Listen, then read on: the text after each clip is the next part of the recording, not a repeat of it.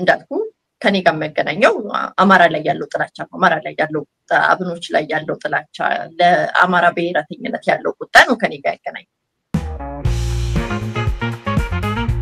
ብታስታውሰው ግን ትችላለህ እንትን እሳት የለኮሰ ነገር ስለሆነ የጻፈው ምንድነው መሰለ እየዞሩ የምርጫ ቅስቀሳ ሲያደርጉ እኮ ለኦሮሞ ዲቃሎች እያሉ ነበር ቅስቀሳ የሚያደርጉባቸው ለዶክተር አብይ ላይ ዲቃሎች ናቸው እያሉ ነበር የሚቀሰቅሱባቸው የሚያነሳሱት የነበረው እኮ ህዝቡን አማራ ሊበላህ መጥቷል በቃ አማራ ይበላሃል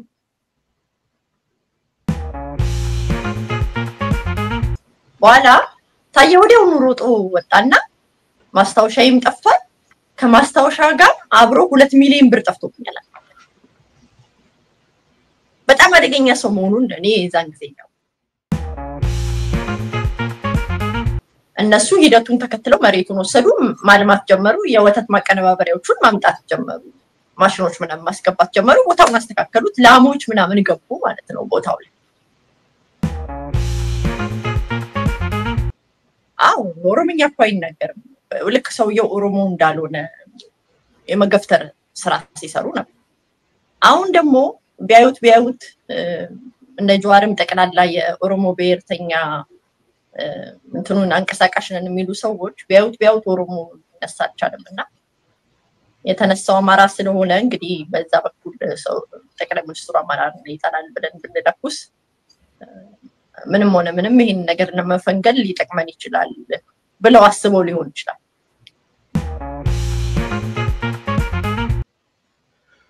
ጤና ይስጥልን ክቡራን ተመልካቾቻችን በዛሬው ዕለት ከቤተልሔም ታፈሰ ጋዜጠኛ ቤተልሔም ታፈሰ ጋር እንወያያለን ቤተልሔም ታፈሰ ከዚህ ቀደም በፖለቲካ ጉዳዮች ላይ ሁለት መጽሐፍ ጽፋለች አሁን ደግሞ የፓርቲ ፖለቲካ በኢትዮጵያ በሚል ርዕስ ሶስተኛ መጽሐፏን ወደ ንባብ ወይ ደግሞ በማተሚያ ቤት ገብቶ ለስርጭት መዘጋጀቱን ነው እንግዲህ መረዳት የተቻለው ምናልባት የመጽሐፉን ይዘት አጠቃላይም ደግሞ ከቅርብ ጊዜያት ወዲህ ደግሞ ድምጿ ብዙም እየተሰማ ስላልሆነ በኢትዮጵያ ወቅታዊ ሁኔታ ላይም ከርሷ ጋር ቆይታ እናደርጋለን ቤቲ በጣም ነው ማመሰግነው የፓርቲ ፖለቲካ በኢትዮጵያ የሚለው መጽሐፍሽ ወደ ህትመት ገብቶ በቅርቡ እንደሚወጣ ገልጸሻልና ምናልባት ስለዚህ መጽሐፍ አጭር ነገር ንገሪና ከዛ በኋላ ወደ ኢትዮጵያ ጉዳዮች ላይም ትኩረት አድርገን እንወያያለን እሺ አመሰግናለሁ ሲሳይ ስለጋበዝከኝ እድሉን ስለሰጠኝ እግዚአብሔር ይስጥልኝ መጽሐፉ ሶስተኛ መጽሐፌ ነው የፓርቲ ፖለቲካ በኢትዮጵያ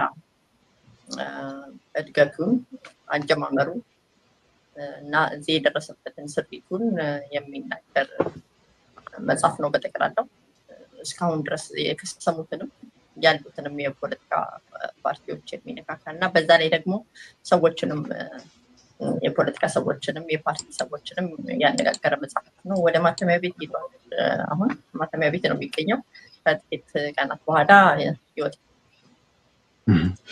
እንግዲህ መጽሐፉን ይዘት መጽሐፉ ከወጣ በኋላ በዝርዝር ምናየው ይመስለኛል ከዚህ ቀደም በጻፍሻቸው መጽሐፎች ላይ በተለያየ መንገድ ቃለ ምልልስ ያደረግሽላቸው በተለያየ መንገድ ያገኘሻቸው የፖለቲካ መሪዎች አክቲቪስቶች እነዚህ መሰረት አድርገሽ ያወጣሻቸው ነገሮች ነበሩ ነው ምናልባት ከነዛ ቀደም ሲል ከነበሩት የተለየ ነገር አለው ወይስ እነዛ እንደገና ኮምፓይል ማድረግ ነው ወይስ ከዚህ ቀደም ያልወጡ አጠቃላይ ሁኔታዎችንም የገመገምሽበት መጽሐፍ ነው ወይ አይደለም ምንም ከመጀመሪያው ጋር የሚገናኝ አይደለም ይሄ ዝም የፖለቲካ ፓርቲዎችን አጀማመራቸውን እንዴት እንደተጀመሩ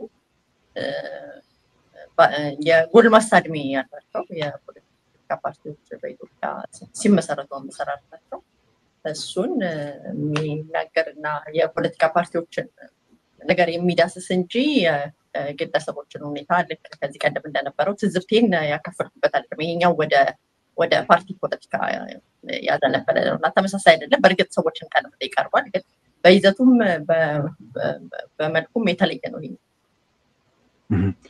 ሰዎችን ቃል ምልስ አድርገሽ የሰራሽው ያዘጋጀሽው መጽሐፍ ነው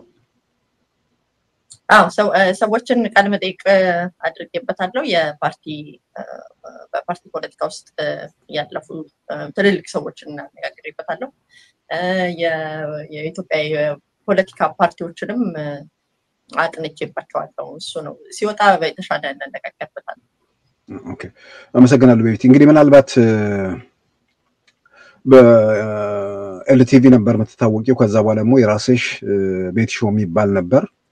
ከቅርብ ጊዜያት ወዲህ ደግሞ በየትኛውም መድረክ ላይ የለሽም እና ምናልባት ከሚዲያው መቶ ወጣሽ ማለት ነው? ምንድነው ስለሱ ውስጥ ያጭር ነገር ንገሪኝ። አይ አይደለም፣ የግል ጉዳይ ነበረኝ። የዚህ መጽሐፍ ስራ ላይ ነበርኩኝ። በዚህ መጽሐፍ ስራ ላይ ነበርኩኝ። የራሴም የግል ጉዳይ ነበረኝ እና ወደ ሚዲያ ቶሎ አልተመለስኩም። ባለፈውም እንደምታውቀው የአምስት ጉዳይ መጽሐፌ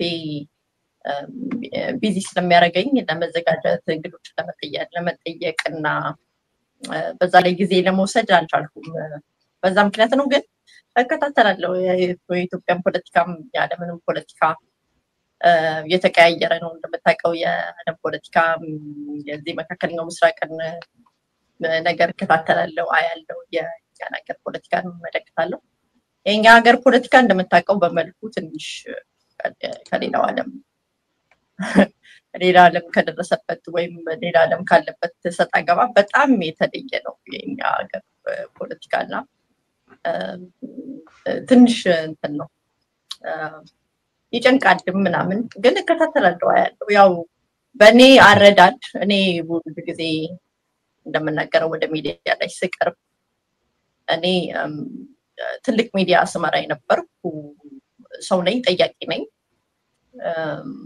ትልልቅ የፖለቲካ ሰዎችን ለማግኘት እድሉ አለኝ። እንደ ታዛቢ ነው የምናገረው። ጊዜም እንደሚታዘብ እንዳንድ ሰው እንደግለሰብ ነው የምናገረውና የኢትዮጵያ ፖለቲካ አሁን እኔ ሳየው በቃ በጣም ይሰለቸኛል። ማለት በጣም ሰልችቶኛል። በቃ የእረኞች ፖለቲካ፣ እረኞች ዓለም የደረሰበትን ሰጣ ገባ ወይ ደግሞ ዓለም አሁን እንዴት እንደሚታኮስ እንትን ማድነቂ አይደለም ያለን ጦርነቱን ወይ ምናምን ማድነቂ እና ማፍቀሬ ሳይሆን ግን በቃ ዓለም ሰልጥኖ ደርሶበት አሁን የሚታኩስበት ታክቲኩን ምኑን ስታዩ ሌላ ነው። የኢትዮጵያ ደግሞ በቃ እረኞች እና መሀይሞች ይዘውት ያሉ በጣም የሚቀፍ የሚያስጠላ።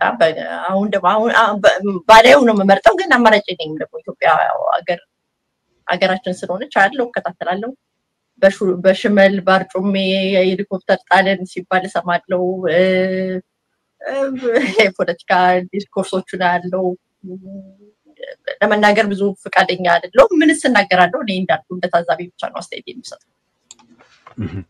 እንግዲህ ምናልባት ኢትዮጵያን ፖለቲካ መከታተላለሁ ስላልሽ ያው በተወሰነ ደረጃ ነው መጽሐፌ ላይ አተኩሬ የዕለት ተዕለት ሁኔታዎችን ብዙም ባልቃኝ መከታተላለሁ ብለሻል። ምናልባት እንግዲህ ከሰሞኑ ያሉ ጉዳዮችን ዝም ብዬ ላንሳልሽ ብዬ ነው። አቶ ታዬ ደንዳም ከሰላም ሚኒስትር ዴታነታቸው ተነስተው ከዓመት በላይ በስር ላይ ቆይተው በኋላ በዋስ ወጥተው ነበር። በዋስ ከወጡ በኋላም የሰጧቸው መግለጫዎች አሉ። እንደገና ደግሞ አሁን አቃቤ ሕግ ይግባኝ በማለቱ በይግባኙ መሰረት ወደ እስር ቤት ተመልሷል። ግን ከመታሰራቸው በፊት የወጡ የተለያዩ ቃለ ምልሶች አሉ። በእነዛ ቃለ ምልሶች ላይ ያነሷቸው ጉዳዮች አሉ። ምናልባት በተወሰነ ደረጃ እስር ቤት ያለ ሰው ላይ የሚሰጡ አስተያየቶች የተወሰነ ጥንቃቄ እንደሚያስፈልጋቸው ባምንም፣ ግን የተነሱት ጉዳዮች ደግሞ ሀገራዊ ጉዳዮች ስለሆኑ ምናልባትም ደግሞ በተለያየ መንገድ በቅርብም እንደምታውቂያቸው በቃለ ምልስ ደረጃም ራሱ እንዳደረግሻቸው ስለሚታወቅ ምናልባት እዛ ላይ ከአቶ ታዬ ጋር ተያይዞ ባለው ነገር ላይ አስተያየት አለሽ? ምናልባት አስተያየት ካለሽ ከዛ በኋላ ጥያቄዎች ይኖሩኛል። አቶ ታዬን ያው እኔ በኤልቲቪ ላይ ያለው ባነበረበት ጊዜ 3 ቃለ መጠይቆችን አድርጌበታለሁ። አንተ ብለው እሱም ሲወጣ ቢሰማው ቅር የሚለው አይመስለኝም። እስከ 3ኛው ኢንተርቪው ድረስ እሱ ላይ ተስፋ አልቆረጥኩም ነበር። ያው እንደምታውቀው አይቻለሁ ቃለ መጠይቆቹን ከዛ በፊትም አይቻለሁ ገጾቹንም ከዚህ በፊት እኔ በሚዲያ ላይ በነበርኩበት ጊዜ መመከታተለው ሰው ነበረ ከሁለተኛው ቃለ መጠይቅ በኋላ እሱ ላይ ያለኝ አመለካከት ተቀይሯል ማለት ድሮ እንደማስበው አላስብም ስለ ታየ ደንዳ እንደምታውቀው ፕሮፋይላቸው የሱ ፕሮፋይል ከፍ ተደርጎ የተሰራለት ሰው ነው እውነተኛ ሰው ነው ሀቀኛ ነው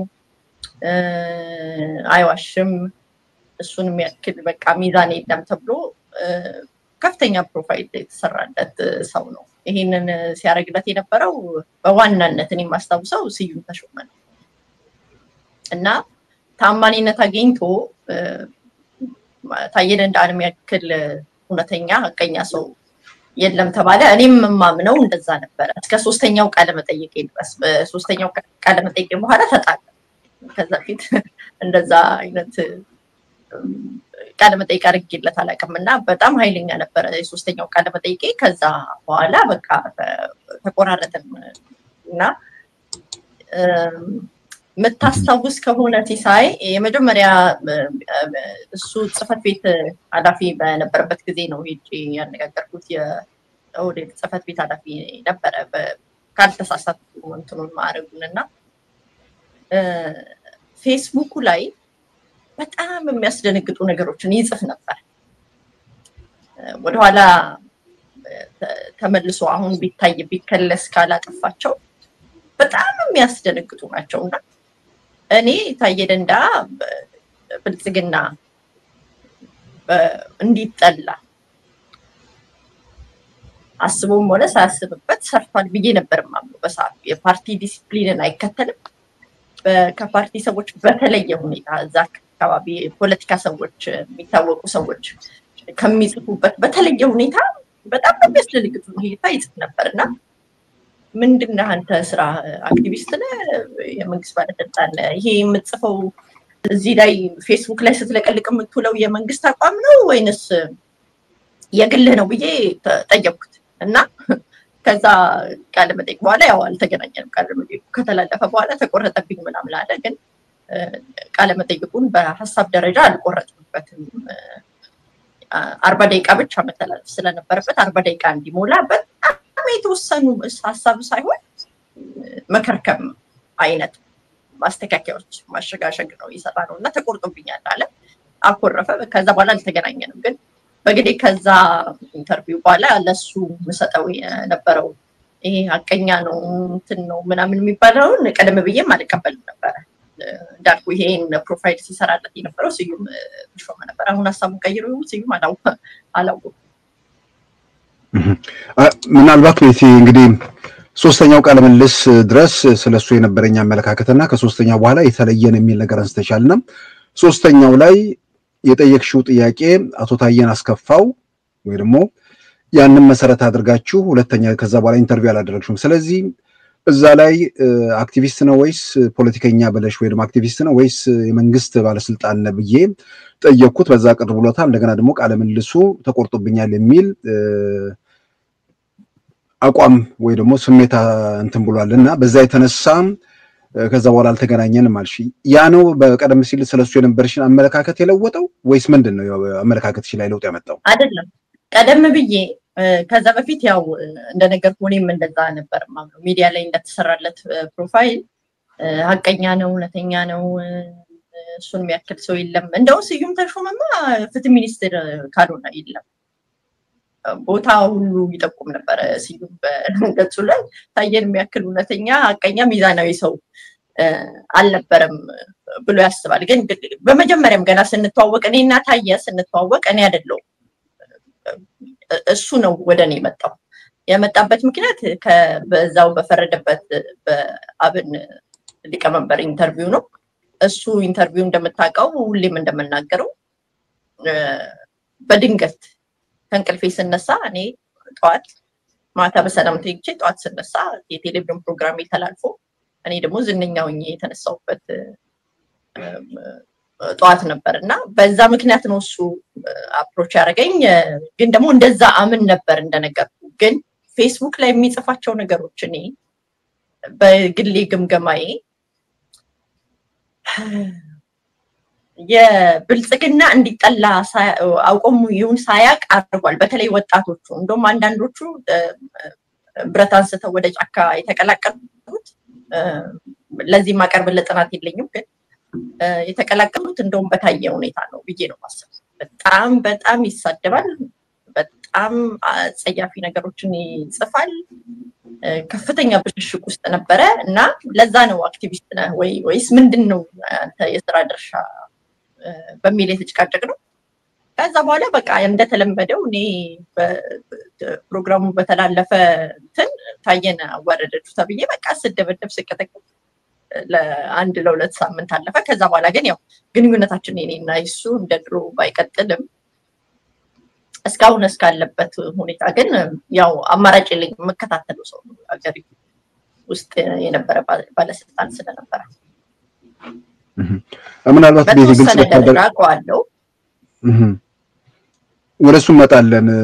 ምናልባት ብልጽግናን አውቆም ይሁን ሳያቅ በማስጠላት ረገድ የተወሰኑ ሰዎች ምናልባት መሳሪያ አንስተው ወደ ጫካ እንዲሄዱም አድርጓል የሚል ነገር ነው። ምን አሁን ለምሳሌ እዛ ላይ ምን አይነት ነገር ነው? ሌላ ደግሞ በሁለተኛ ደረጃም ከአብን ሊቀመንበር ማለትም ከዶክተር ደሳለኝ ጫኔ ጋር ያኔን እሳቸው ስለሆኑ ማለት ነው ከእርሳቸው ጋር ያደረግሽው ቃለ ምልልስ ያው ያነሳሻቸው በርካታ ጉዳዮች ስለነበሩ የዛን ጊዜ አነጋጋሪ ነበር እና ያንን ቃለ ምልልስ መሰረት አድርገው አቶ ታዬ ለመጀመሪያ ጊዜ ካንቺ ጋር ተገናኘና ምንድነው በዛን ወቅት ያንን ቃለ ምልልስ መሰረት አድርጎ አንቺን ለማግኘት ምክንያት የሆነው የተለየ ጉዳይ ነበር ወይ?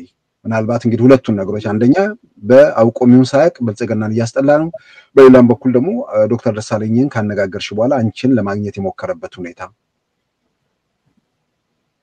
ያ ምንድነው መሰለ የመጀመሪያው ልመልስልህ ታየ በጣም የማይድን በጣም ስር የሰደደ ቂመኝነት አለው። አይድንም።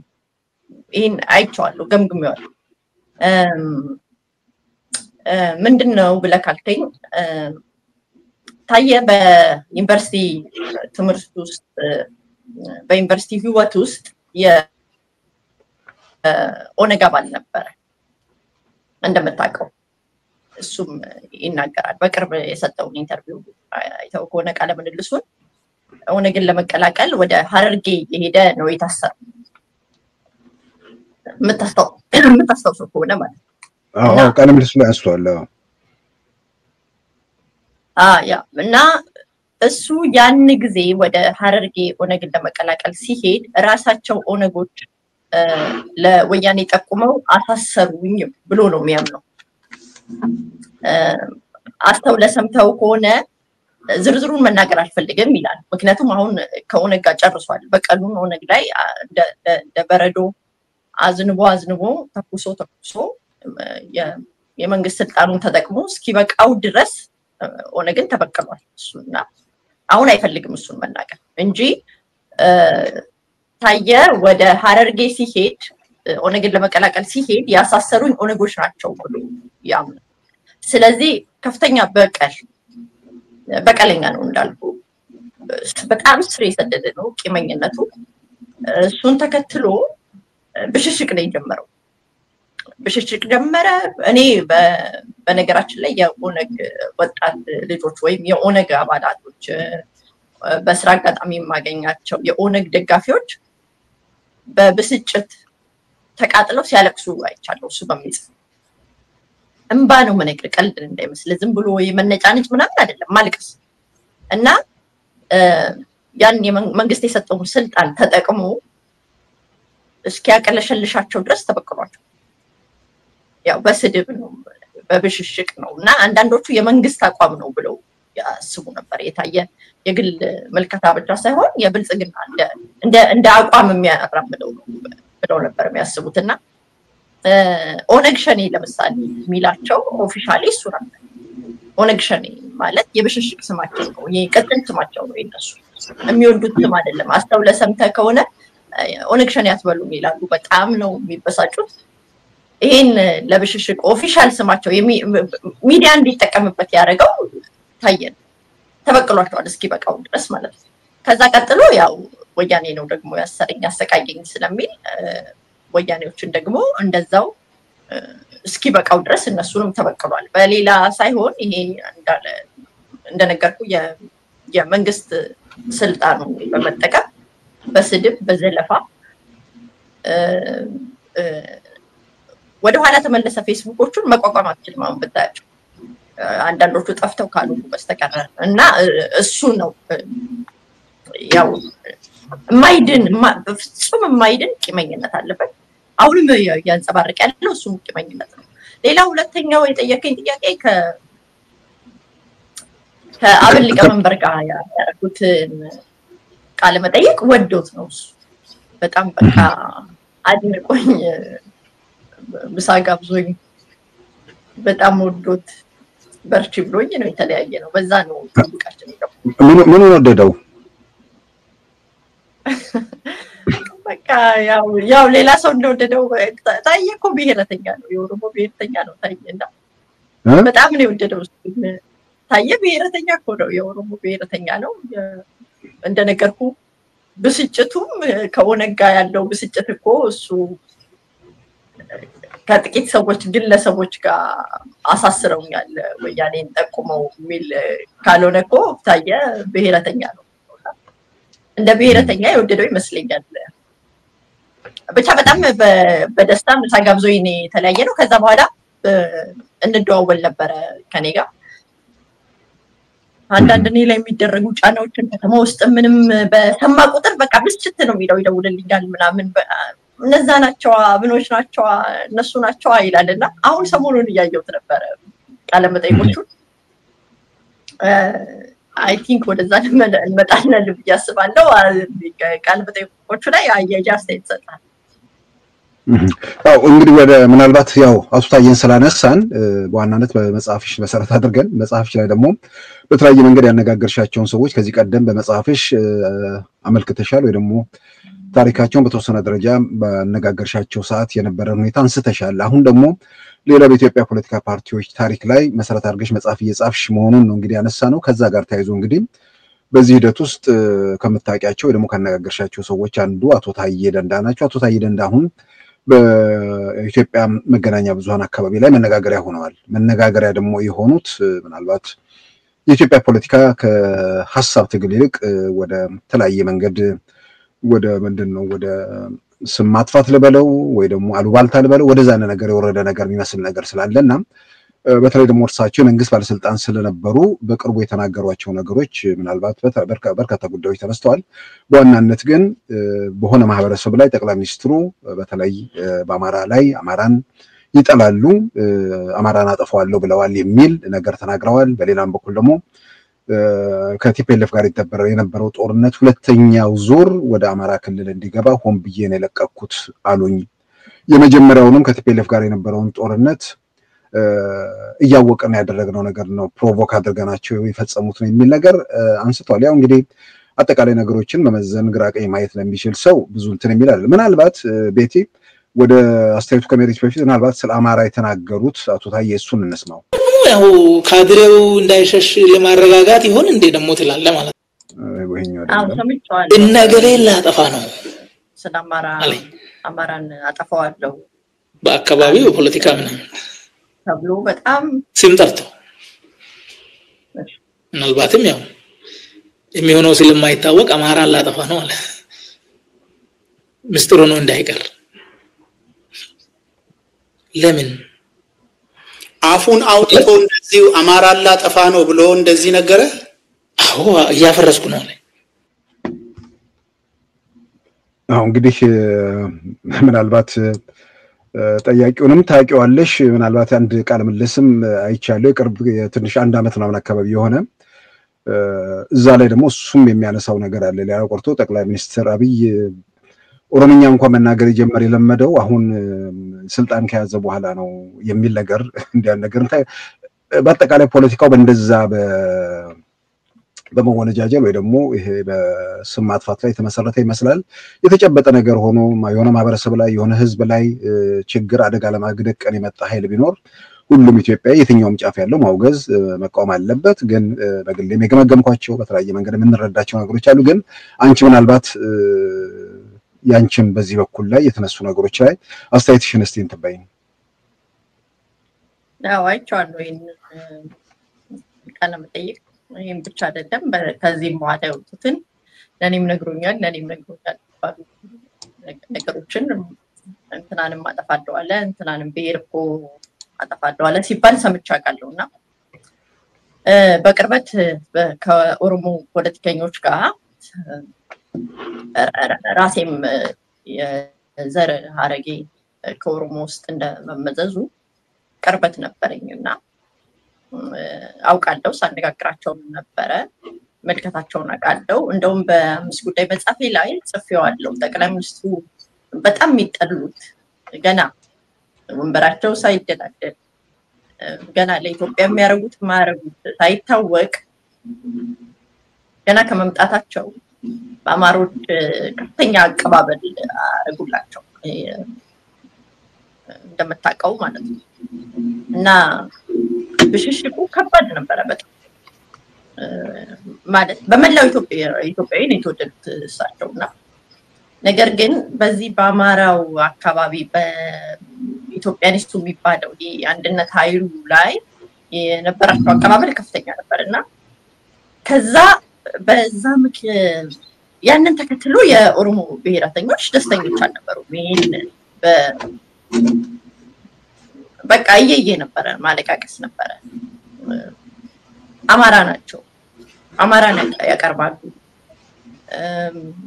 ኦሮሞ አይደሉም የሚባል ዘመቻ በቅርበት ነው ማለት ስመራው የነበረው ቴሌቪዥን ፕሮግራም ትልቅ ነበረ እድሉም ነበረኝ ለማነጋገር ማለት ነው በከፍተኛ ሁኔታ ወቀሳ የሚደርስባቸው ከአማራ ጋር ቀረርባላቸው አማሮችን ይወዳሉ እና ታየ በመጀመሪያ ደረጃ ከኔ ጋር ያገናኘው እኮ ምሳት ጋበዘው እኮ አማራ ጥላቸው እሱ አማራ እንዲድን ፈልጌ በጣም አዘንኩ የሚለው ማለት አይናችሁን ጨፍኑና ዳሙኛችሁ ካልሆነ በስተቀር የአማራ ጥላቸው እኮ እሱ ይበቃል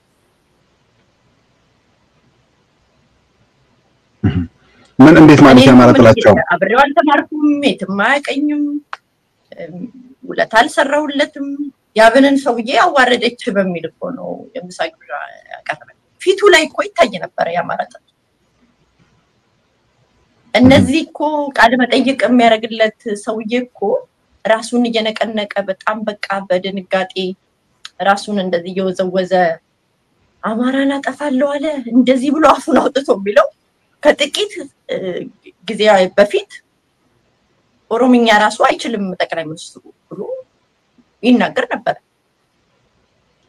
ዶክተር ኢታና ማለት ነው አው ኦሮምኛ እኮ አይናገርም ልክ ሰውየው ኦሮሞ እንዳልሆነ የመገፍተር ስራ ሲሰሩ ነበር አሁን ደግሞ ቢያዩት እንደ ጀዋርም ጠቅላላ የኦሮሞ ብሔርተኛ እንትኑን አንቀሳቃሽ ነን የሚሉ ሰዎች ቢያዩት ኦሮሞ ያሳቻለምና የተነሳው አማራ ስለሆነ እንግዲህ በዛ በኩል ሰው ጠቅላይ ሚኒስትሩ አማራ ይጣላል ብለን ብንደኩስ ምንም ሆነ ምንም ይሄን ነገር ለመፈንገል ሊጠቅመን ይችላል ብለው አስበው ሊሆን ይችላል ነገር ግን እኔ በነበርኩበት ስብሰባ ላይ ኦሮምኛ አፋን ኦሮሞ ቋንቋን የሚናገሩ ሰዎች በተጋበዙበት የመደመር መጽሐፍ ሲገመገም ምሁራን ብለው እጃቸውን አውጥተው እኮ የጠየቁት አማሮች ምን ይሰራሉ ሚኒሊክ ሆነሃል ያንተ ብለው ከምባጋ ነው ዳቆን ዳንኤልና አታባረሩም ወይ ካጠገብ ብለው አልቀሰው የኦሮሞን ጥያቄ ይጠይቃሉ ብለን ስናስብ ጠቅላይ ሚኒስትሩ ይጠየቁ የነበሩት እሱ ነበር አማሮችን አስወጡ ነው አንድ ጊዜ የአዲስ አመት በዓል ላይ ምናልባት የዛሬ 5 አመት ነው ሊሆን የሚችለው መታስተውሰው ከሆነ ግጥም አንድ ሴት አቀረበች ህሊና መተባል ልጅ ያው ራስቸዋል ህሊና መተባል ልጅ አው ብቻ በቀኔ ተናገረች ጀዋርን የሚመስል ነገር ላይሆንም ይችላል ብቻ እኛ በሰዓቱ እንደዛ ነው የወሰድነው እኔም እንደዛ ነው የወሰድኩትና በኋላ ጀዋር የአዲስ አመት ጊዜ ነው እሱ አሜሪካ ነበር አስተውሳለሁ ውጪ ነበር ቶሎ ብሎ ጻፈ ፌስቡክ ላይ ምን ብሎ ጻፈ? የዛሬ 5 ዓመት ስለሆነ ሰሞኑን እየፈለኩት ነበር ስክሪንሾት ይኖራል አይኖርም ያላገኘሁት ልታስታውሰው ግን ትችላለህ እንትን እሳት የለኮሰ ነገር ስለሆነ የጻፈው ምንድነው መሰለ የኦህዴድ አለቃ ወያኔ ነበረ የብልጽግና አለቃ ደግሞ ብአዴን ነው ብሎ ጻፈ አማራ ማለት ነው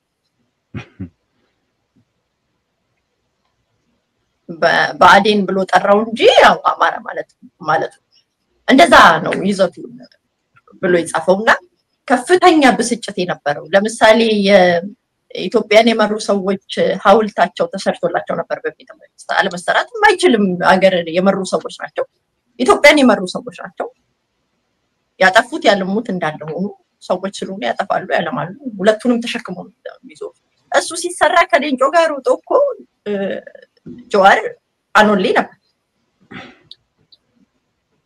ሁሉ ብሽሽቅ እንት ለውጡን ለአማራ ሰጠው ነው አሁን ተመልሶ አማራን አጠፋለው አለ አማራን እንደዚህ ያለ እንትናን ይጠላል የሚባል ነገር ካልባልታ ማለት እኔ እንደውም አንድ ነገር ልንገር አሁን ታየውቱ የሌሎች ኢንተርቪዎች ሳይመጡ ሌሎች ሰዎች ቃለ መጠይቆች ሳይወጡ ታየመጡ ጠቅላይ ሚኒስትሩ አማራን አጠፋለው አለ ሲፈልጉት የነበረው ይሄን ስለሆነ እኔ የኦሮሞ ብሔርተኛ ያጠለቀልቋል ብዬ በደስታ ይሄን ነበር ሲፈልግ የነበረው አሽሽልን ዞር አድርግልን ልታስገድለን ነው ወይ በአማሮች ይሄ ነበር እኔ መሰማው የነበረው ንትርክና ጭቅድቅ ግን አይ ቲንክ ታየ ውሸቱን መሆኑን እንግዲህ የኦሮሞ ብሔርተኛ አውቋል አለበለዚያ ደግሞ ወይ ብሔርተኝነት ሰልችቶታል ወይ ይሄ ነገር የተበላ ቁማር ነው እንደዛ ሆኖ ነው ሊሆን የሚችለው ለማንኛውም ግን ታየ በነገራችን ላይ ህግ አዋቂ ሞኝ ይመስላል ቆዳው በጣም ህግ የሚያውቅ ሰው ነው ህጎቹን የፖለቲካ ነገሮችን እንዴት እንደሚጠላለፍ የሚያውቅ ዝም ብለህ ስታየው ቆዳው ሞኝ ስለሚመስል እንደዚህ አይነት ሰው ደግሞ እውነተኛ የመምሰል ምድል አለው ሞኝ ሰው ለምሳሌ ኪሴና አውልቀኝ ብሎ የሚያስብሰዋል በጣም ጮሌ ሰው ነው ኪሳው ለቄ ብሎ የሚያስብሰዋል አማርኛ በደንብ አቀለ ጣጥፎ ስለማይናገር ጎታታ ስለሆነ ወይ ምናምን የዋ ነው ብሎ የሚያስብሰዋል በጣም አደገኛ ሰው ነው ታየ በነገራችን ቅድም እንዳልኩ አንደኛ በመጀመሪያ ደረጃ በቀለኛ ነው ቂመኛ በጣም ቂመኛ ነው በቀለኛ ለምሳሌ አንድ ነገር ላነሳልህ ይችላል እኔ የታየን ነገር በቃ የሚሆን ነገር አይደለም ብዬ ከተውኩ ቆይቻለሁ ግን ያው ያን ያክል እንትን ቫልዩ መሰጠው ሰው አይደለም በጣም ትልቅ ፕሮፋይል ያለው ሰው አይደለም መጻፊ ውስጥም ለማካተት አልፈልግም አላረኩም አሁን ላይ ያው አስተያየት የሚሰጥበት ሰው ሆኗል በርግጥ አንድ ነገር ለምሳሌ እንዴት ተንኮለኛ ልጅ እንደሆነ ልንገር የሆነ ጊዜ ላይ ይሄ መደፋፈሩ ነበር አብረው ስለተማሩ አብረው ስለታገሉ ምናምን ያው ሰርክላቸው ውስጥ ይደፋፈራሉ ምናምን ከአብሮ አደገጋት ሰደድ ምናምን ይባላል አይደል አገርኛ ቢል በኋላ የጓደኞቹ ናቸው ማስታወሻውን ያገኙና በምን ሁኔታ ማስታወሻውን እንዳገኙት አላውቅም ምናልባት ሊሆን የሚችለው እንግዲህ አብረው ተቀምጠው ወስዶበት ሊሆን ይችላል ወይ እሱ የሆነ ቦታ ጥሎት ሄዶ ሊሆን ይችላልና የግል ማስታወሻውን አጀንዳውን ያገኛሉና የታየ የግል ማስታወሻ ደርሶናል በሚል በፌስቡክ ላይ ማጋራት ጀምራሉ እሱ ማስታወሻ ብሎ የጻፋቸው ታስታውስ እንደው አላውቅም መለጣጠፍ ጀመሩ እንደነገርኩ ከአብሮ አደገጋ ሰደደ በሚለው እንትን ነው የሆነው እንጂ ባለስልጣን ነበር ያኔ እሱ በኋላ ታየ ወዲያው ሮጦ ወጣና ማስታወሻይም ጠፍቷል ከማስታወሻ ጋር አብሮ 2 ሚሊዮን ብር ጠፍቶብኛል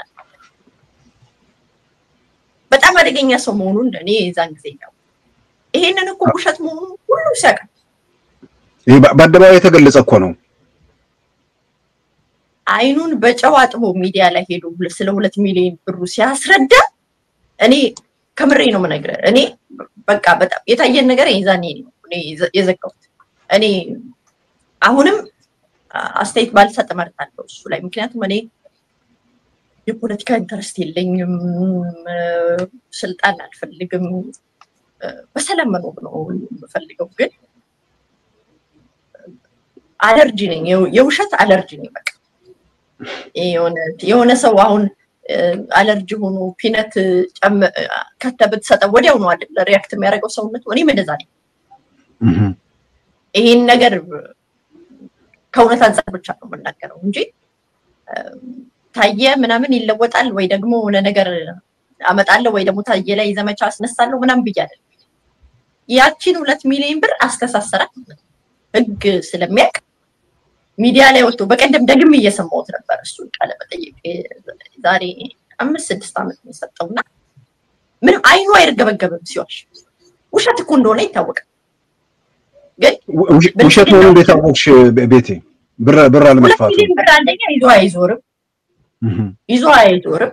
በዛ ላይ እዛ አካባቢ ላይ ሰርክሉ አካባቢ ላይ ይታወቃል፣ ይወራል ነው። ሁሉም እኮ ያውቃል። ይሄንን ባይዘው እኮ ብልጽግናዎችም እኮ ያውቃል።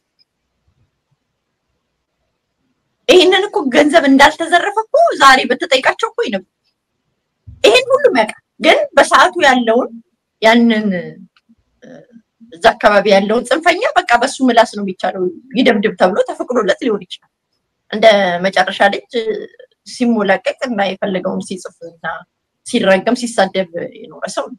እንደምታውቀው ጀዋርን ግራዝማች ግሪሳ ብሎ ስም አውጥቶለት የኦሮሞን ቄሮ ግሪሳ እያለ ሁልጭ አድርጎ ነበር የሚሰድበው። ስለዚህ ያንን ጽንፈኛ እንደፈለገ ያርገው ብለውት ሊሆን ይችላል። ግን 2 ሚሊዮን ብር አልነበረውም ታየ። ልጆቹን ግን አሰቃያቸው፣ አሳሰራቸው። ዛሬ አሁን ፖለቲካው ሁሉ ነገር ውሸት ስለሆነ አስቀያሚ ስለሆነ ስለሱ ገንዘብ በጠይቃቸው የዘረፍን የተባሉት ልጆችም የመንግስት ተቃዋሚ ከሆኑ አሁን ላይ ወስደናል ሊሉ ይችላል። በሳቱ ግን ውሸት እንደሆነ ሁሉም ሲያውቅ ነው። ስልጣኑን ተጠቅሞ የሚባልግበት መንገድ ነው። ታየ ይሄንን ሲያደርግ ነበር። ስለዚህ አይገርመኝም አሁን ይሄ መምጣበት ይሄን የሚያደርግበት ይሄ ድርቅናው ግትርነቱ በጣም ግትር ነው። ግትርነቱ አሁን የሚያደርገው የሚዋሻው ነገር ምናምን አይገርመኝም። ታየ አቀኛ መሆን አያውቅም አልኩ።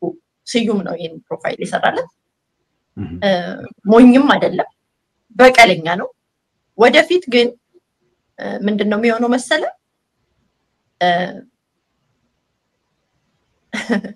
ታየ ወደፊት ያው ሁላችንም በህይወት ካለን የምናየው ነገር አይኑን በዚህ ባህሪው ማለት ነው። በዚህ ባህሪው አይኑን የሚያወጣለት ስርዓት ሲመጣ ያኔ አብይ ምን አረገኝ ይላል።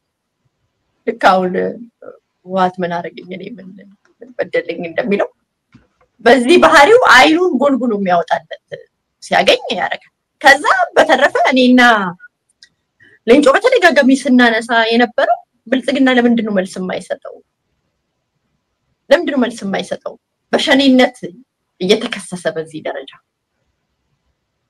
አቶ ሽመልስ ላይ ነበር ያኔ ቀስት የሚወረውረው የምታስታውስ ከሆነ ዘመቻው እሱ ላይ ነበር። አዎ ያቺን ቦታ ታየ ይፈልጋት ነበር ፕሬዝዳንትነቱ ነው።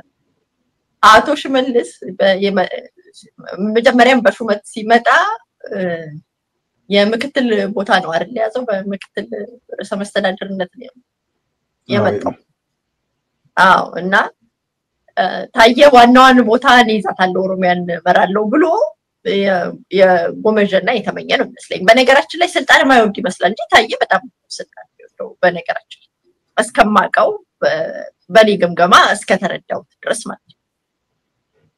እኔ ታየ ይሄንን አሁን የሚናገረው ነገር በሙሉ ይሄን አሁን አማራን አጠፋለሁ አሉ ደነገጥኩ ይላል።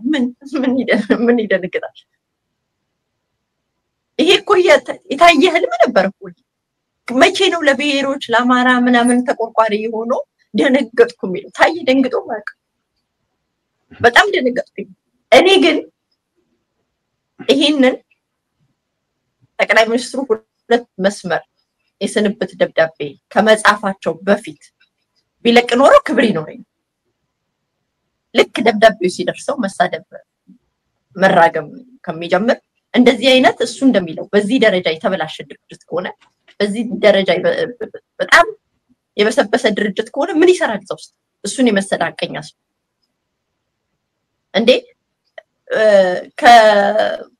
ከህወሓትና ከኢህአዴግ ውስጥ እኮ ወጥተው በቃ አንፈልግም ከኛ ጋር መሄድ ድርጅት አይደለም ብለው እኮ የወጡ ሰዎችና ያጋለጡ ሰዎች አሉ።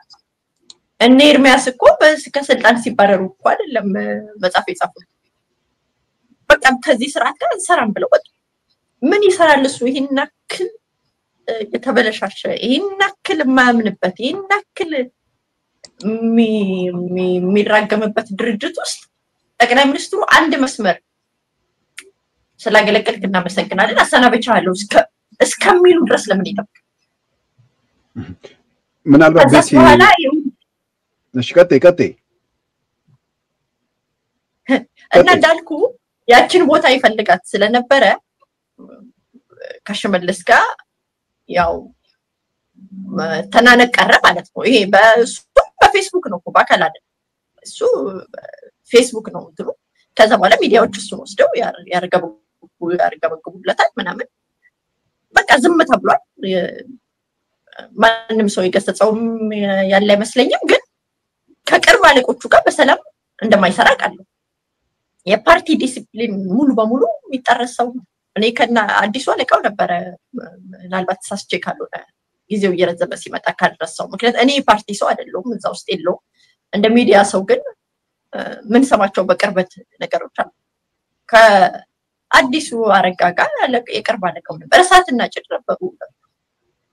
ከሰዎች ጋር ተስማምቶ ተግባብቶ የመስራት ከፍተኛ ችግር አለበት። ሌሎችን ከሰዎች ጋር በመስማማት ይከሳል እንጂ እሱ ላይ የምሰማው ይሄንን እና በሸኔነት ይከስ ስለነበረ ለሽመልስን ሌንጮ ደጋግሞ ይናገር ነበር። ምን ማለት ነው ብልጽግና በዚህ ደረጃ በአባላቶቹ እየተከሰሰ ለምንድን ነው አንደኛ የዲሲፕሊን እርምጃ የማይወስደው፣ ሁለተኛ ይሄን ነገር ወጥቶስ ማስተባበያ የማይሰጠው ነበርና የታየ አካሄድ ወደዚህ እንደሚሆን ይገባኝ ነበር። ግን ስልጣኑን ግን ባይነካ እሱ ቆይቷል። እኔ ታየን ካወቁት እንደዚህ ምን አይነት ሰው ነው ታየን ገለጮ ብትለኝ ለምሳሌ ከተማ የገባ በሬ ነው የሚመስለኝ።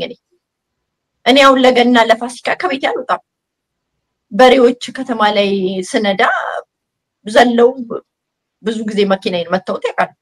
ሊያርዳቸው የሚወስዳቸው እየነዳቸው ሌላ ሰው ዘሎ የሚጋጨው እኔ መኪና ላይ ታየን ከተማ እንደገባ በሬ ነው የምቆጥረው።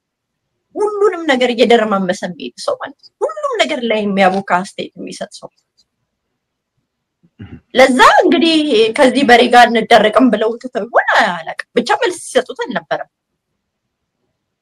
ታያ ቀኛ ሰው ከነበረ ይሄን አይነት የተበላሸ ድርጅት ጥሎ መውጣት ነበረበት። ጥሎ እውነት ለመናገር ጥሎ ቢወጣ በልቤ አድናቂው ነበር። ምክንያቱም እንደዚህ አይነት እሱ አሁን የሚነግረንን ነገር ቀድሞ ቢነግረን አደንቅናል።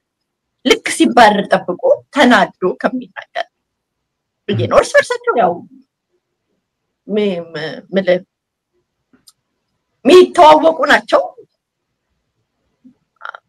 አይኗኗሩ ግን ለጊዜው ለፖለቲካ መነጋገጃ ሊሆን ይችላል።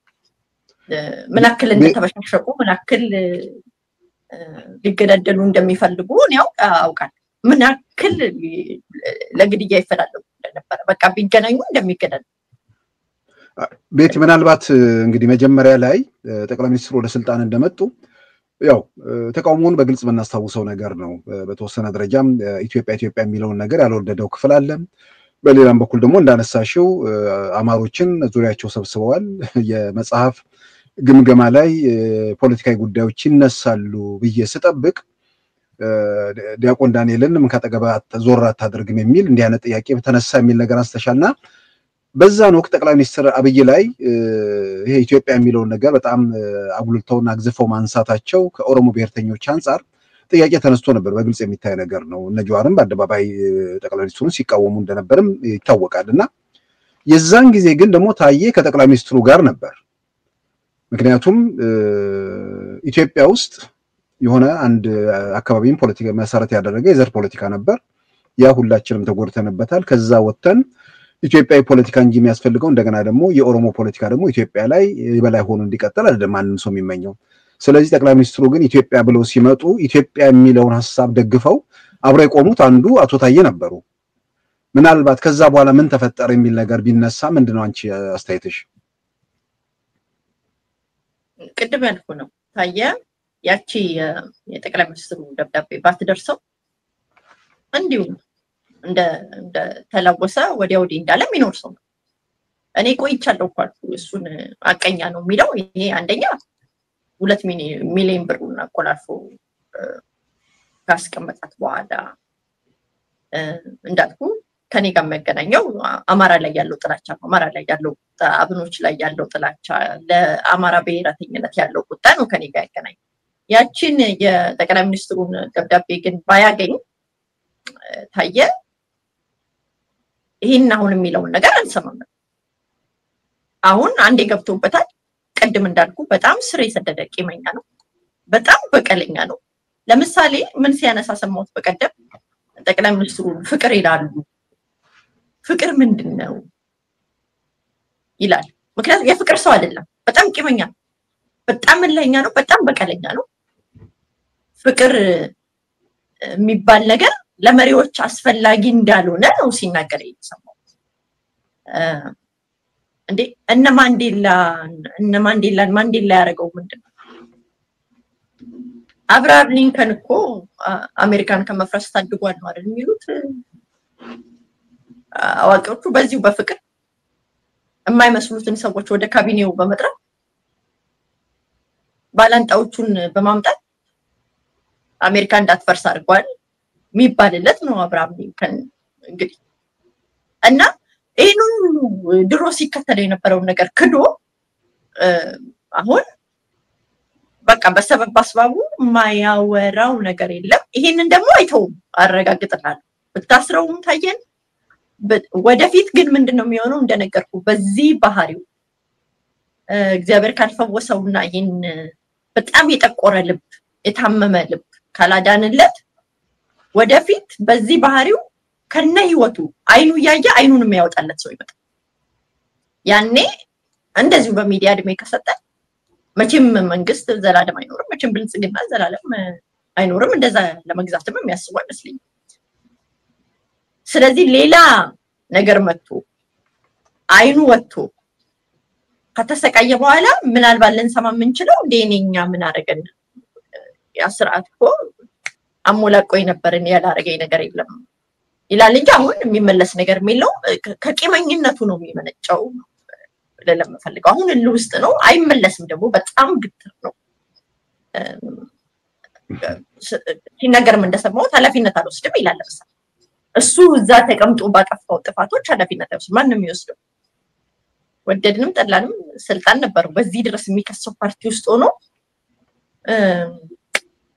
አልወስድም ኃላፊነት ይላል። ለምሳሌ እንደማቀው ነው ልንገር። ያው እውነት ስለሆነ ልንገር ልታረጋግጠው የምትችለው ነገር ስለሆነ ስልክ ተውልሃለሁ ከፈለክ እውነታውን አንተ ቼክ ማድረግ ይችላል። ለውጡ ከመምጣቱ 1 አመት በፊት የልማት ባንክ ጨረታ ያወጣል። እነ ዶክተር አብይ ወደ ስልጣን ከመምጣታቸው በፊት ማለት ነው። ጨረታ ያወጣና በዚህ በሸዋ ውስጥ ያሉ መሬቶችን ለማልማት ባለሀብቶች እንዲወስዱ ያወጣል። ያንን ጨረታ ተከትሎ እኔም ማውቃቸው እንደ ፋሚሊ የሆኑ ሰዎች ቤተሰቦች ነን ከኔ ጋር እንደዛ የሆኑ ሰዎች በገንዘባቸው ይገዛሉ፣ መሬት ይወስዳሉ። የወተት ማቀነባበሪያ ነው ለማረግ የፈለጉት ሊሰሩበት የፈለጉት ማለት ነው። ይሰማል። አዎ እና ብራቸውን ከፍለው መሬቱን ይረከባሉ። በዚህ መሃል ለውጡ ይመጣል፣ ማሽኖች ያስገባሉ። ምን ይላሉ? ታየም ይመጣል ወደ ስልጣን ማለት ነው። እነሱ የት መሰለ ገብረ ጉራቻ ላይ የታየ ወንድም ከንቲባ ነው፣ የከተማው ከንቲባ። ከለውጡ በኋላ ማለት ነው አው ከለውጡ በኋላ ሆኖ ታየም ወደ ስልጣን መጣ እነሱ ሂደቱን ተከትለው መሬቱን ወሰዱ ማልማት ጀመሩ የወተት ማቀነባበሪያዎቹን ማምጣት ጀመሩ ማሽኖች ምናምን ማስገባት ጀመሩ ቦታውን አስተካከሉት ላሞች ምናምን ገቡ ማለት ነው ቦታው ላይ በኋላ በዘር አረጋቸው ትግሬ ስለሆኑ ወያኔ ናቸው በሚል ታየና ወንድሙ ተመሳጥረው ላሞቻቸውን አውጥተው ከዛ እቃዎቻቸውን በሙሉ ወስደው ከዛ ምንም ማሃቀውን ያይፈረደበት ማህበረሰብ የኔ የወያኔ ነው ወሰዱ ብለው ሰጧቸው ታየ ነው ይሄን ያደርገው በስልጣኑ ባልጎ ማለት ነው ይሄንን እውነት መሆኑን ማረጋገጥ ከፈለክ እኔ ቤተሰቦቼ ናቸው ሰዎቹ እሰጣለሁ መድረስ አልቻሉም ወደ አካባቢ እቃቸው ተወሰደ አቤቱ ወደ ላይ አልወጡም ወደ ላይ ወደ ክልል ወደ ምን አልሄዱም እንዴ ወዴትም አልሄዱ ሰው እሳቸው አሁን እኚ ባለሀብቱ ሰውዬ የዛን ጊዜ ነው ስኳርና ግፊት ያዛቸው ያለኝ ልጃቸው ነው የነገር አውቃቸዋለሁ በጣም ሰላማዊ ሰዎች ናቸው ነጋዴዎች ብቻ ናቸው እና ታየ ነው አሁን ወጥቶ ስለ ፍትህ የሚነግረን ስለ እውነት የሚነግረን ስለ እኩልነት የሚነግረን እንዴት አድርጎ ለህዝቦች እንደሚቆረቆር የሚነግረን ታየ በስልጣኑ ዘመን ያደረገው ነው በቃ ሜዳ ቀረ ማለት ነው የዛን ጊዜ ለመሬቱ ለምናምን ብቻ 14 ሚሊዮን ብር ነው የወጣው ልማት ባንክ ይያል ሜንሽን ያደርጉልህ ነው ምነግረኝ የሚታወቅ ነገር ነው ነገር በቃ ተወሰደ መሬቱ ተወሰደ እንደው መሬቱና ሰው የወያኔ ነው ብሎ ታየና ወንድሙ ናቸው ይኛ ዛሬ ግን ታየ መጥቶ ሚዲያ ላይ እጁን ታጥቦ ምንም ጥፋት አላጠፋው በስልጣን ዘመኔ አብይ ነው ያጠፋው ብሎ ይነግራናል ይሄንን አውቃለሁ ስልክ ምናልባት የነገር ግልጽ እንዲሆን ማረጋገጥ የምትችለው ማለት ነው ግልጽ እንዲሆን ሰዎቹ ከዛ በኋላ ለሚመለከተው አካል አቤት አላሉም ወይስ ዝም ብለው ተውት ወዴትም አልሄዱም እንደውም ገና አሁን ነው የሚሰሙት እንግዲህ ይሄ ወደ ሚዲያ ላይ ሲወጣ እንግዲህ መንግስት ፍትህ የሚሰጣቸው ኮነ ይስጣቸው እነሱማ ስለፈሩ በቃ ይገሉናል ብለው ስለፈሩ ተውት ባለሀብቶች ናቸው ወዴትም አልሄዱ መሬቱን ማን ወሰደው ወንድሙ የገብረ ጉራቻ ከንቲባ ነው ጠርቶ ሰዎችን መሬቱን ውሰዱ ብሎ አከፋፈለ የተገዛ መሬት ነው ማለት ህጋዊ የሆነ መሬት እሱ ብቻ አይደለም እቃዎቹን አዘረፈ ከውጭ ተጭነው የመጡ ማሽኖችና ላሞችን አዘረፈ ነው ነገር ዛሬ ግን ታየ ወጥቶ ይሄን ሁሉ ጉድ ተሸክሞ ፍትህ እኩልነት የሰው ልጆች አማራና ጠፋለው አለ ከዛ በጣም ደነገጡ ሰሜን ዝንኛ ነን የወጋነው ብሎ ነገረኝ ብሎ ተቆርቋሪ ሰዎችን በሌሉበት የፖለቲካ ሁኔታ ገና ለገና የዘራ አረጋቸው ከሰሜን ነው ከትግራይ ነው ተብሎ ነው የወጡ ነገር እሱን የሚያከልግል አሁን በቃ የሰማይ ስባሪ እውነት ያለው ነው የሚመስለው ማላልከኝ አይ ቤት ቀጤ ምናልባት የነዚህ ሰዎቹ ጉዳይ በጣም ስለገረመኝም ነውና የሆነ አካል የበታች ባለስልጣን መብት ሲገፍ ወይ ደግሞ የሆነ ነገር ሲደረግ ለሚመለከተው አካል አቤት ማለት የተለመደ ነገር ነውና እንዴት እዛ ጋር ቆሙ ሀብታቸው ንብረታቸውን ከተቀሙ ፍራቻ ነው ብለሻል ከዛስ በኋላ ምናልባት አቶ ታዬ ምናምን ከታሰሩ በኋላ አልተንቀሳቀሱም ያ ነገር ፍራቻው አይቀንስም ወይ ብዬ ነው በቃ ተውት እኔ ራሴ እስከማፍር ድረስ አንዳንዴ የማረገው ነገር ይጠፋኛል ማለት ተጠይቃቸው ቦታው አለ አይ ቦታውን እኮ ሰጡት ሙሰዱ የወያኔ ነው ብለው ታየና ወንድሙ ሰጡት እቃው ምንም የለም ምንም ነገር የለም ወሰዱት እናንተ ለማንም ሳትናገሩ በቃ ተው ነው እኛ ያለው ይተረፈልን ብለን ምክንያቱም በሳቱ ቢገሉንስ እንዴ ቢገለንስ የታየው ወንድም ሁኔታው በጣም ያስፈራ ነበር ስለዚህ ተው ነው ያሉኝና በጣም አፍር ነበር ለብዙ ጊዜ ማለት ነው ይሄን ነገር ሰምቼ ሽምቅቅል ነበር እኔ ከምሬ ነው ማለት ዛሬ ግን ሚዲያ ላይ ወጥቶ ካለሱ ሰው የለም ካለሱ እውነተኛ የለም ካለሱ አቀኝ የለም ኃላፊነትም አይወስድም በስልጣን ዘመኑ ለደረሰ ብልግና አብይ ነው ሁሉ ነገር ትን አማራን ያጠፋል ትግሬንም አጠፋለሁ ብሎኛል ኦሮሞንም ያጠፋል ማያጠፋው ነገር የለም ዶክተር በጣም አሰልቺ ነው ባይደበ በጣም አሰልቺ ነው እንደነገርኩ እውነት ባይሆንብኝ ይሄንን ማረጋገጥ የምንችለው እውነት ባይሆን አምጥቼ አለቀ በጣም አሰልቺ ስለሆነ ምናልባት እንግዲህ በዚሁ አጋጣሚ እንደዚህ በደል የደረሰባቸው ሰዎች አሁንም የይርጋ ጊዜ ያለው አይመስለኝም ፈርተው እንደዛ ካደረጉም አሁንም የመብት ጥያቄ ነው ያን እንደሚያደርጉ ተስፋ እናደርጋለን የሚመለከተውም አካል ሰዎች በተለያየ መንገድ በደል ደርሶባቸው አቤት ለማለት ፈርተው ሀብታቸውን ንብረታቸውን ተነጥቀው እንትን የሚሉ ከሆነ መንግስትም በራሱ መንገድ ምላሽ መስጠት አለበት ብያምናለሁና ቤቲ ምናልባት እንግዲህ በዋናነት አሁን የአቶ ታዬ ጉዳይ ያው ስናነሳ ብሔርን መሰረት ያደረገ ጠቅላይ ሚኒስትሩ ላይ በዋናነት ዘመቻው አሁን ከቅርብ ጊዜያት ወዲህ እንደውም ሰው መቀለጃም አድርጎታል የኔንም ብሔር እንዲብለውኛል የኔንም ብሔር እንዲብለውኛል የሚል ነገር አሁን እንትን ሆኗል ምናልባት እንግዲህ መጀመሪያው ላይ ለውጡ እንደመጣ ጠቅላይ ሚኒስትሩ ያው ምንድነው ያጼ ምኒልክን ቤተ መንግስት ማደሳቸውን ኢትዮጵያ የሚለውን ነገር ፓርላማ ላይ መናገራቸው ለረጅም ጊዜያት የኦሮሚያ ክልል ወይ የኦሮሚያ መንግስት ወይ ደግሞ ኦሮሞ ነፃ ሀገር ብለው ሲመኙ የነበሩ ሰዎች ከዛ ከነርሱ ህልም ጋር የጠቅላይ ሚኒስትሩ አቋም ደግሞ ግጭት ውስጥ እንደገባ በግልጽ ይታወቃልና ያኔ እንግዲህ እነሱ በኦሮሞ ብሔርተኞቹ አካባቢ ቅርብ እንደነበርሽና እዛ ያለው ነገር እንደምትረጂው ምን ነበር ጠቅላይ ሚኒስትሩ እንደሚሉት የኦሮሞ መብት ያስወስዳል ነው ወይንስ እኩል መሆን የለብንም የሚል ነገር ነው አሁን ደግሞ ተራችን ነው እኛ ደግሞ የበላይ መሆን አለብን የሚል ነው ወይ ምናልባት እዛ አካባቢ የነበረው ስሜት ምንድነው ወይስ ደግሞ ሀገር መሆንን መውጣት አለብን የሚል ነው ጠቅላይ ሚኒስትሩ ላይ የተከፈተው ዘመቻ ቀደም የተጠቀሰው ነገር አለ አጼ ምኒልክ ቤተ መንግስት በታደሰበት ወቅት ጃዋር ከአቶ ሌንጮ ጋር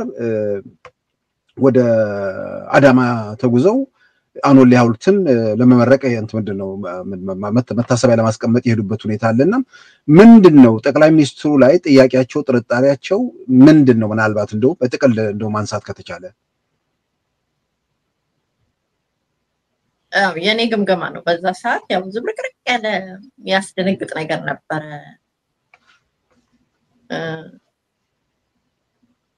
የስልጣን ፍላጎቱም ነው ያው ስልጣን ሲያከፋፍሉ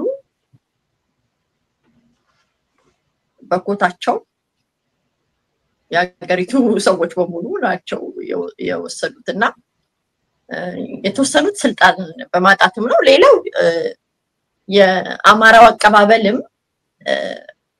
በጣም በከባድ ነበር ጠቅላይ ሚኒስትሩን የተቀበለው የኛ ልጃችን የሚለው ነውና የኦሮሞ ብሔርተኞች እንደ ህፃን ነው ይዛል ዝም ብሎ ከረሜላ እንደተነጠቀ ህፃን ነው የበሸቁት አብዛኞቹ እንደምታውቀው የለውጡ ሞተሮች ነን የለውጡ ምንትሶች ነን ምናምን በሚለው አሁን ዝም ብዬ ቁጭ ብዬ ስገመግመው የስልጣን ማጣትም ነው ያማሩቹ ማቀባበልም ለጠቅላይ ሚኒስትሩ የነበረው ያማሩቹ ማቀባበል ከባድ ነበረ መታስተውስ ከሆነ በባንዲራ በሽሽቅ ነበረ በቃ በጣም ወደ ህፃንነት ያደላ ነገር ነበረ ጭንቅ ነበረ በሁሉም ነገር ግን በብዛት ስልጣን ቦታ ላይ አማሮቹን አየን ከስልጣን ገሸሽ ተደርገናል በሚል ነበር እኔ በሰዓቱ የነበረኝ ትዝ እንጂ ሰው ጠቅላይ ሚኒስትሩ ኦሮሚያን ገንጥለው እንደማይሰጡ ግልጽ ነበር እነ ጀዋርንም ስታያቸው ኦሮሚያን እኮ የመገንጠል ሐሳብ አይደለም የነበራቸው እሱን እንደማይሳካ እና ልክም እንዳልሆነ እኩል መሆን ይፈልጋሉ እነ ጀዋር ኢትዮጵያ ውስጥ ልክ እንደሌላው ኢትዮጵያዊ አሁን በሆነ ወቅት ላይ የቲፒኤልኤፍ አገዛዝ ነበር ቲፒኤልኤፍ በላይ ነበር በኢትዮጵያ ውስጥ ኢኮኖሚውን ጸጥታው ሁሉ ነገር ተቆጣጥሮ ነበር ስለዚህ አሁን ደግሞ ኦሮሞ ደግሞ ተመሳሳይ መንገድ ውስጥ መከተል አለበት ጸጥታውንም ሁሉንም ነገር ኢኮኖሚውን መቆጣጠር አለብን የሚል እምነት ነው ያላቸው ወይንስ ስልጣን ከተሰጣቸው ዝም ብሎ እንደማንንም በኩልነት መኖር ያስቡ ነበር ምናልባት ግምገማሽ ብዬ ነው ጀዋር እኮ ስልጣን ብቻ ነው የሚፈልገው እንደ ነገር ሐሳቦቹን እንደስስት ደጋግሞ ነው የቀያየረውና ፖለቲከኛ ነው ሊቀያየርም ይችላል ለምሳሌ እኮ እነሱ የምርጫ ቀስቀሳ ቀደም ብለው ያርጉ ነበር የዞሩ እየዞሩ የምርጫ ቅስቀሳ ሲያደርጉ እኮ ለኦሮሞ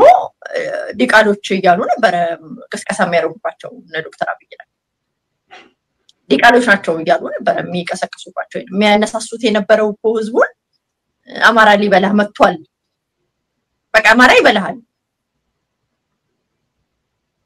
ይሄንን ነበር ሲነገሩ ነበር ዛሬ ለአማራ ተቆርቋሪ ማራን አሰባሳቢ የበቀበሩ ባህታዊ ናቸው በፊት ግን ቅስቀሳው የነበረው አማራ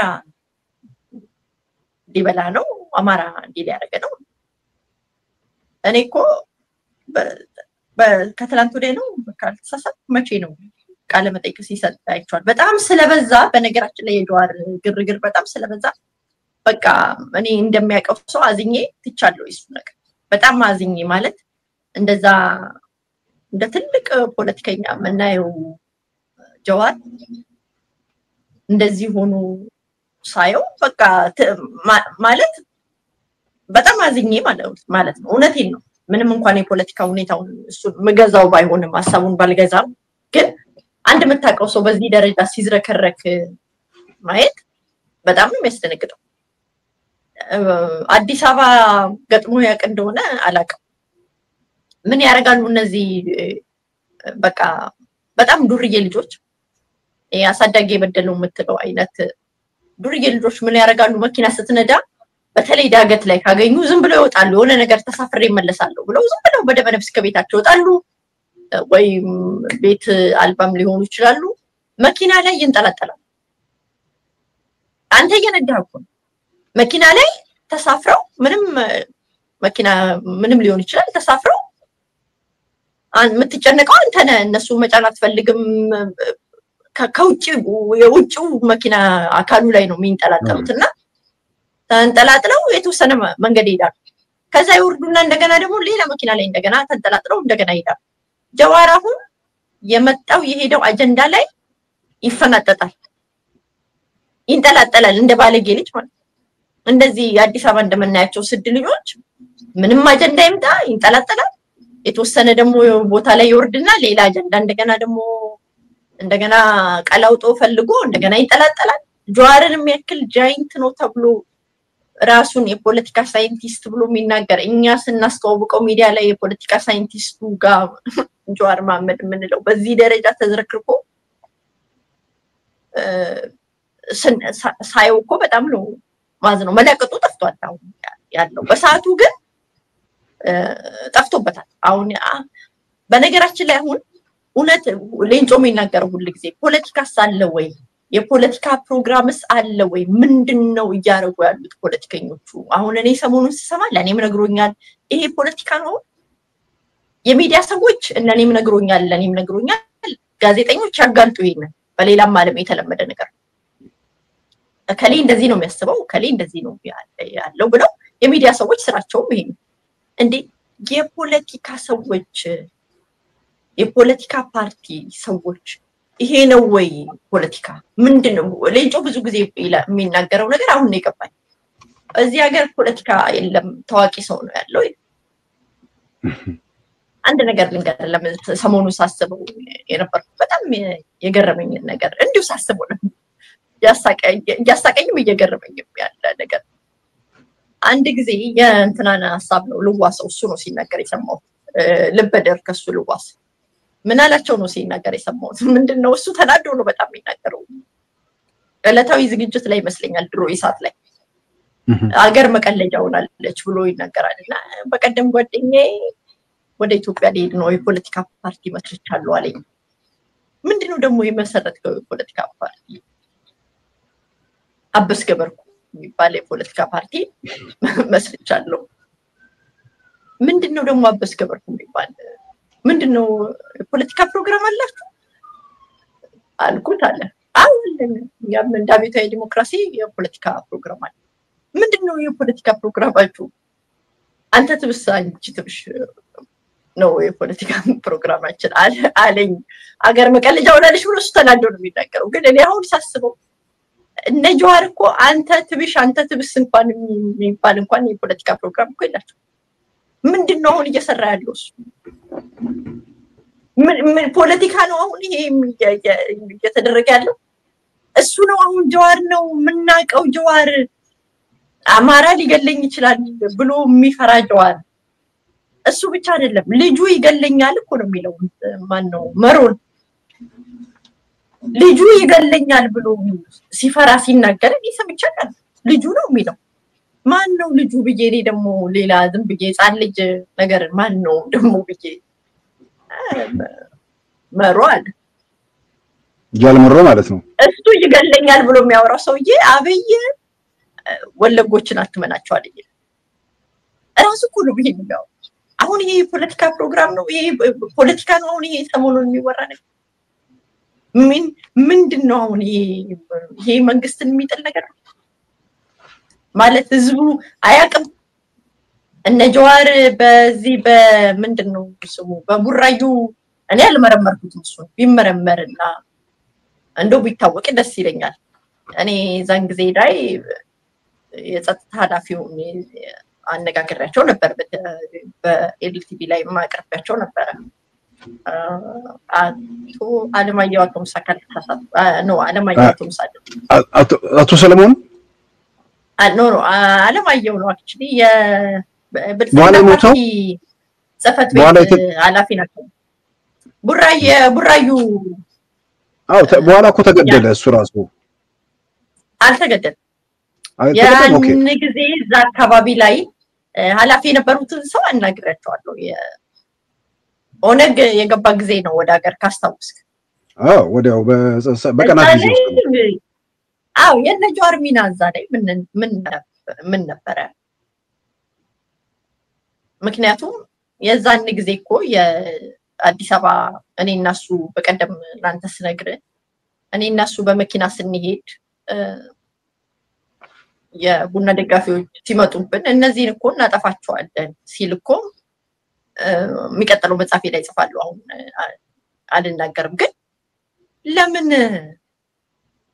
የቡራዩን ሁኔታ የሚያጣራ ሰው ያጣራ በተለያየ መንገድ እንዴ? ጀዋር እኮ እኔ እኮ ሽምግልና ሁሌም ማነሳው እዛ ሽምግልና ላይ እኮ ነበርኩ። ልጆቹን አስገባ እየተባለ ሲለመን እኮ ከቁብ እኮ አልቆጠረም። ስለሚሞቱ ሰዎች ወጥተው ጀዋር ተከበበ ተብለው እየተወራወሩ ሲጨርሱ ስለነበሩ ሰዎች ሲለመን እኮ ነበር። ዛሬ ግን ለህዝብ አዛኝ ህዝባችን ይላል እንዴ? ማለት የሰው ልጅ እኮ እኔ ከ10 ዓመት ከ15 ዓመት በኋላ ይሄን ቢናገሩ እነዚህ ፖለቲከኞች በእውነት እንረሳዋለን። ምንም ችግር የለውም እንዴ? ገና 3 እና 4 ዓመት እኮ በደንብ እኮ አልደረቀም። የተወራወርነው ነገር እኮ አልደረቀም። የተሰዳደብነው ነገር የተደራረግነው ነገር እኮ ገና እንደዚህ ነው የሚረሳው። ይሄስ ፖለቲካ ነው እንዴ? አሁን ሰሞኑን እየተባለ ያለው እነኔም እንትን ብሎኝ ነበር እንዴ? እነሱ ስልጣን ቢይዙ ገና ስልጣን ሳይዝ አክቲቪስት እያለ ይሄን ሁሉ ሰው በሱ ጦስ ይሄ ሁሉ ሰው ከተጫረሰ በሱ ጦስ ይሄ ሁሉ ሰው ከተጣላ ሲይዝ እንዴት እንሆናለን? እልም ያለቆ አባገነን ነው የሚሆነው። ፈሪም ስለሆነ አባገነን ነው የሚሆነው። ያው ስልጣኑ ጋር አይደርስም እንዳልኩ መንጠላጠሉ ነው። አሁን ከመኪና ይንጠላጠላል፣ የዶክተሮች አጀንዳ ላይ ይንጠላጠላል፣ የአስተማሪ አጀንዳ ላይ ይንጠላጠላል። ጀዋርን አስበህ ታውቃለህ? የውሸት ዜና ይለጥፋል ብለህ የውሸት ሰው ሞተም ብሎ ይለጥፋል ብለህ ታስባለህ? የወላይታ እግር ኳስ ክለብ ደጋፊዎች ተገደሉ ብሎ በኋላ አንደኛ ክለቡን ማስተባበለ ፖሊስም ማስተባበለ። ስለዚህ ሐሰተኛ ነገር ያው በይፋ ለጥፏል። ዛሬው የባጃጅ ሰልፍ ብሎ የነዳጅ ሰልፍ ብሎ የውሸት ማን እንደሚልክለት መጫወቻም ሳያረጉለት አይቀርም። ድሮ ከኦህዴድ እንትን ስለሚላክለት ከውስጥ አይ ቲንክ እውነት እየመሰለው እሷን ያረጋል ይመስለኛል። አሁን ሶሻል ሚዲያው ጀዋርን እየመራው ነው። ድሮ እሱ ነበር የሚመራው አይደል? አቅጣጫ የሚሰጠው አሁን እሱ ነው ተመልሶ። የፖለቲካ ፕሮግራም ቁጭ ብሎ አይጽፍም። ሌንጮ ነበር የሚጽፍለት። እሱን ራሱም ሌንጮም ነግሮኛል። ቀድሞም የሚጽፍለት የነበረው 5 ጉዳይ ላይ ጽፌዋለሁ። የሚጽፍለት የነበረው እሱ ነበር። ታካች ስለሆነ ነው፣ ሌላ አይደለም። የእውቀት ችግር ወይ ምናምን ገጥሞት አይደለም። በጣም ታካች ሰነፍ ነው ታካች ነው እሱንም አያረግም ፖለቲካም አይባልም እኔ ባለኝ መረዳቴ አሁን የሚያረጉት ነገር በጠቅላላው እሱንም ጨምሮና እኔ ወለፈንድ ነው እውነት ለመናገር ለኔ አሁን ያለው የኢትዮጵያ ፖለቲካ ምንም በተለይ በተቃዋሚዎቹ አቅጣጫ ዞሮባቸዋል ወለፈንድ ነው ይልማስ ቤቲ በጣም አመሰግናለሁ ምናልባት የዚህ ቡራዩን ስታነሺ አንቺም ጥርጣሬሽን ገልጸሻል በወቅቱ የነበሩ ነገሮችም ጥርጣሬ በጣም የሚያጎሉ ናቸው አንዳንድ ጉዳዮች ያው ተደፋፍነው የቀጠሉ ነገሮች አሉ ምናልባት ጊዜና ወቅት በደንብ የሚፈታው ነገር ነው እዛ ውስጥ የጆዋር ሚና ምንድነው ያልሽው ጋር ያንን ጥርጣሬ የሚያጎላ ነገር በወቅቱ የቲፒኤልኤፍ ደጋፊ አሉላ ሰለሞን ተጋሮች ቡራዩ አካባቢ ጉዳት ደርሶባቸዋል የሚል አንዳንዶች ጥያቄ እየጠየቃችሁኝ ነው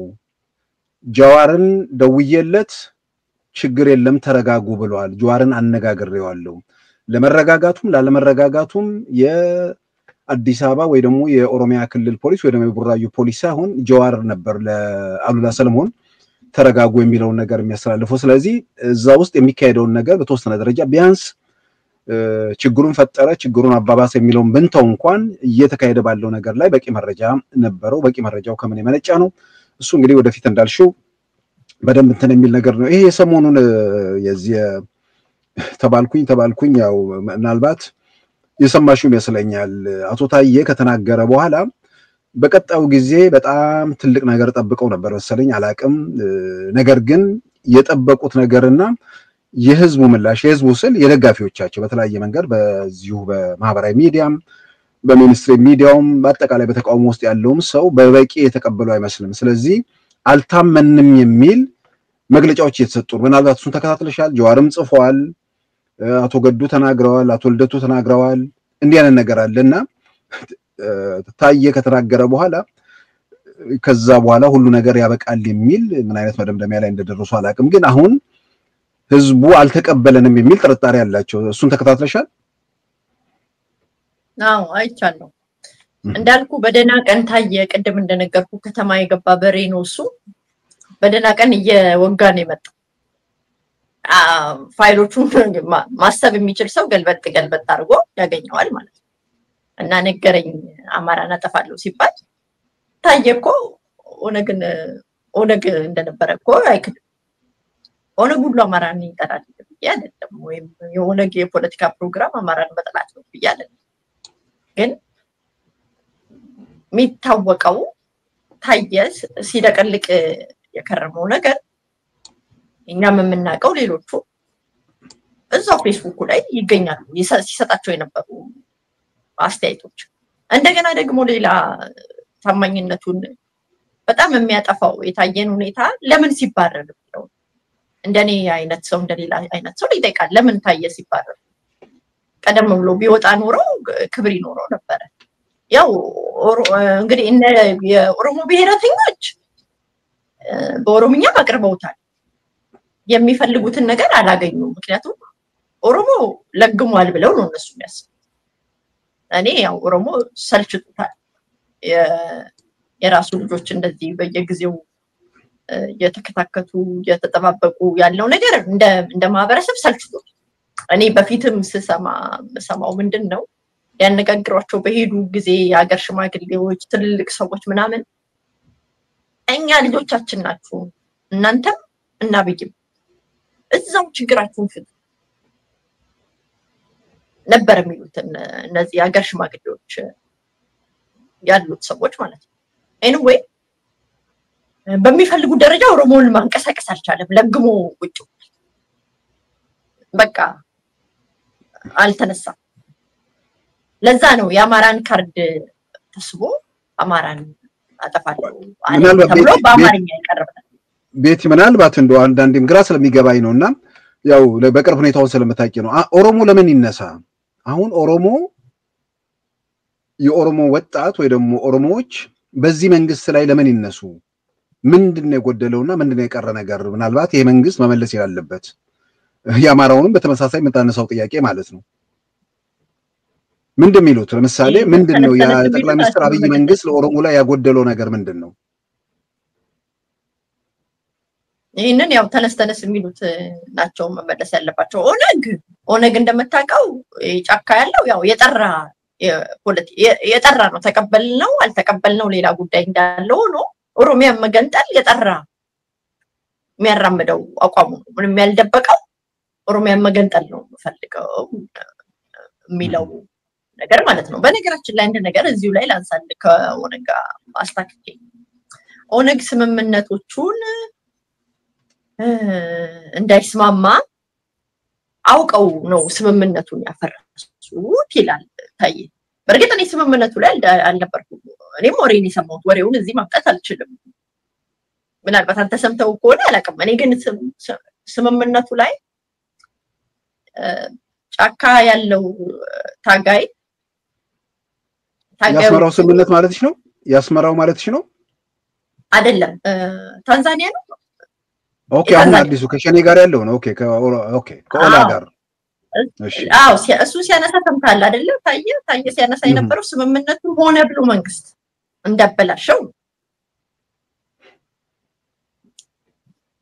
ሲያነሳ ሰምተው ከሆነ ቃለ መጠይቁ በዚህም ተቀይም ያለው ይላል። ግን ስምምነቱ ላይ ኦነግ ያልጠየቀው የስልጣን አይነት የለም ነው የተባለው። የመከላከያን ለመምራት የኦሮሚያን ባላፊነት ፕሬዝዳንት ሆኖ ለመምራት እነዚህ የደህንነቱን ሁሉ ጠይቋል ተብሎ ነው የሰማው። ውሸት ሊሆን ይችላል። እኔ በስምምነቱ ነው አይ ምናልባት እሱ ነገር ግልጽ ማድረግን በተለያየ መንገድ በእነሱም ደረጃ የወጣ ነገር ሰምተናል። እና የኦሮሚያ ክልል ምክር ቤት ፈርሶ እነሱ ያሉበት አዲስ ምክር ቤት እንዲቋቋም ጠይቀዋል። የኢትዮጵያ መከላከያ ሰራዊት የኦላ ሰራዊት ወደ ካምፕ ይግባ ሲባል የኢትዮጵያ ሰራዊትም በተመሳሳይ ካምፕ ይግባ የሚል ጥያቄ ሁሉ እንዳነሱ ነው እንግዲህ የሚሰማውና የተወሰነ ቁም ነገር የማይመስሉ ነገሮች አሉ። በሰማሹ መረጃ ደረጃ ሂጄ ቀጥይ።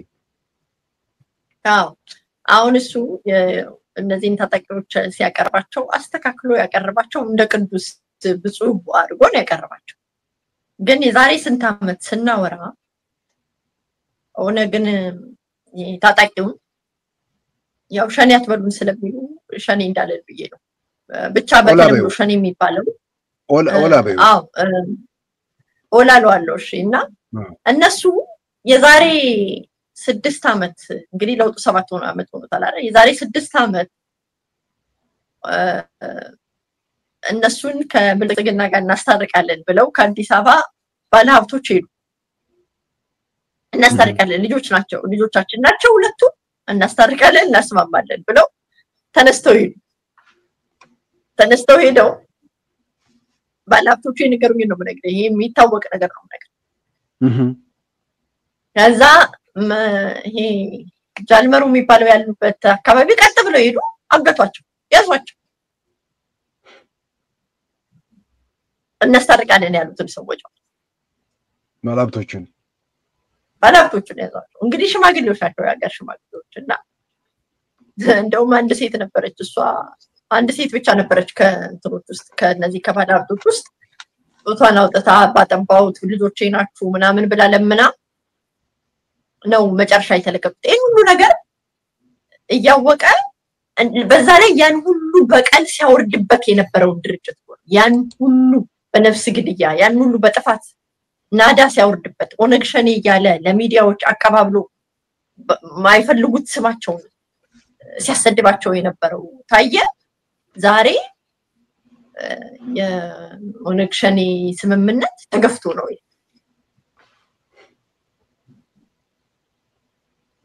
እና ይሄንን ምንድነው የሚፈልጉት? ኦሮሞ ለምን አይነሳም የሚለው እነሱ ናቸው የሚያውቁት። ተነስተነስ የሚሉት እነሱ ስለሆኑ ለምንድን ነው የሚነሳው ብለን ብንጠይቃቸው እነሱ ነው የሚያውቁት። ግን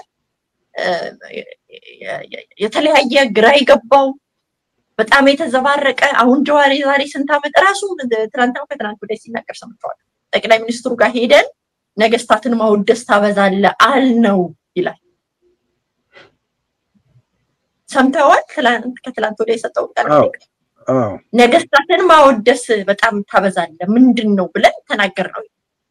በቃ ይሄ ነው ጥያቄያቸው የነበረው። ሲገናኙ ሲሰበሰቡ ጥለት የለበሰ ሰው ቡና ፈላ እዛ የድሮ ለኦህዴድ አለቃዋ ወያኔ ነበር ለአሁኑ ብአዴን ነው አለቃዋ ይሄ ነበር እኮ ወሬው ሀሜታው አማራ ይመስላል ንግግሩ አማራ ነው ይሄ ነበር አሁን ደግሞ ተቀይሮ አማራ እንዲያጠፋ ነው አማራ ለምን ይጠፋል እንደው ምናልባት እንደው ቤቲ ዚሁ ባህል ምናልባት እንግዲህ በተለያየ መንገድ የሚገርመኝ ነውና የኢትዮጵያ ፖለቲካ ያው ሄዶ ወደ አሉባልታና ወደ ምናምን ወርዷል ግን ሰዎች ላይ ደግሞ መደናገር ምንም ስለሚፈጠር በአንድ በኩል አማራን ሊያጠፋ ነው የሚል ነገር እሱን እንስማው እንደገናም ደግሞ ኦሮሞንም ሰባብረዋል ብሏል የሚል ደግሞ የሚነሳ ነገር አለና ምናልባት ተመልካቾችም በተለያዩ ጊዜያት ሊያዩት ይችላሉ እሱን በዚሁ አጋጣሚ ሁለቱንም አንድ ላይ ያያይዘውና ከዛ ቤት ይተቀጣያለሽ እነገሌ ላጠፋ ነው አለኝ በአካባቢው ፖለቲካ ምናምን ሲምጠርቶ ምናልባትም ያው የሚሆነው ስለማይታወቅ አማራን ላጠፋ ነው አለ ምስጥሩ ነው እንዳይቀር ለምን አፉን አውጥቶ እንደዚህ አማራን ላጠፋ ነው ብሎ እንደዚህ ነገረ አዎ ያፈረስኩ ነው አለ አብይ እኮ የኦሮሞን ህዝብ ለአንድ ሺህ ዓመት እንዳይመለስ አድርጌ ሰብረዋለሁ ያለ መሪ ነው እንግዲህ ኦሮሞም አማራውም ሁሉም በየተራ ነው በትግራይ በብዙ ጊዜ በተረጋጋሚ የተነሳ ነገር ስለሆነ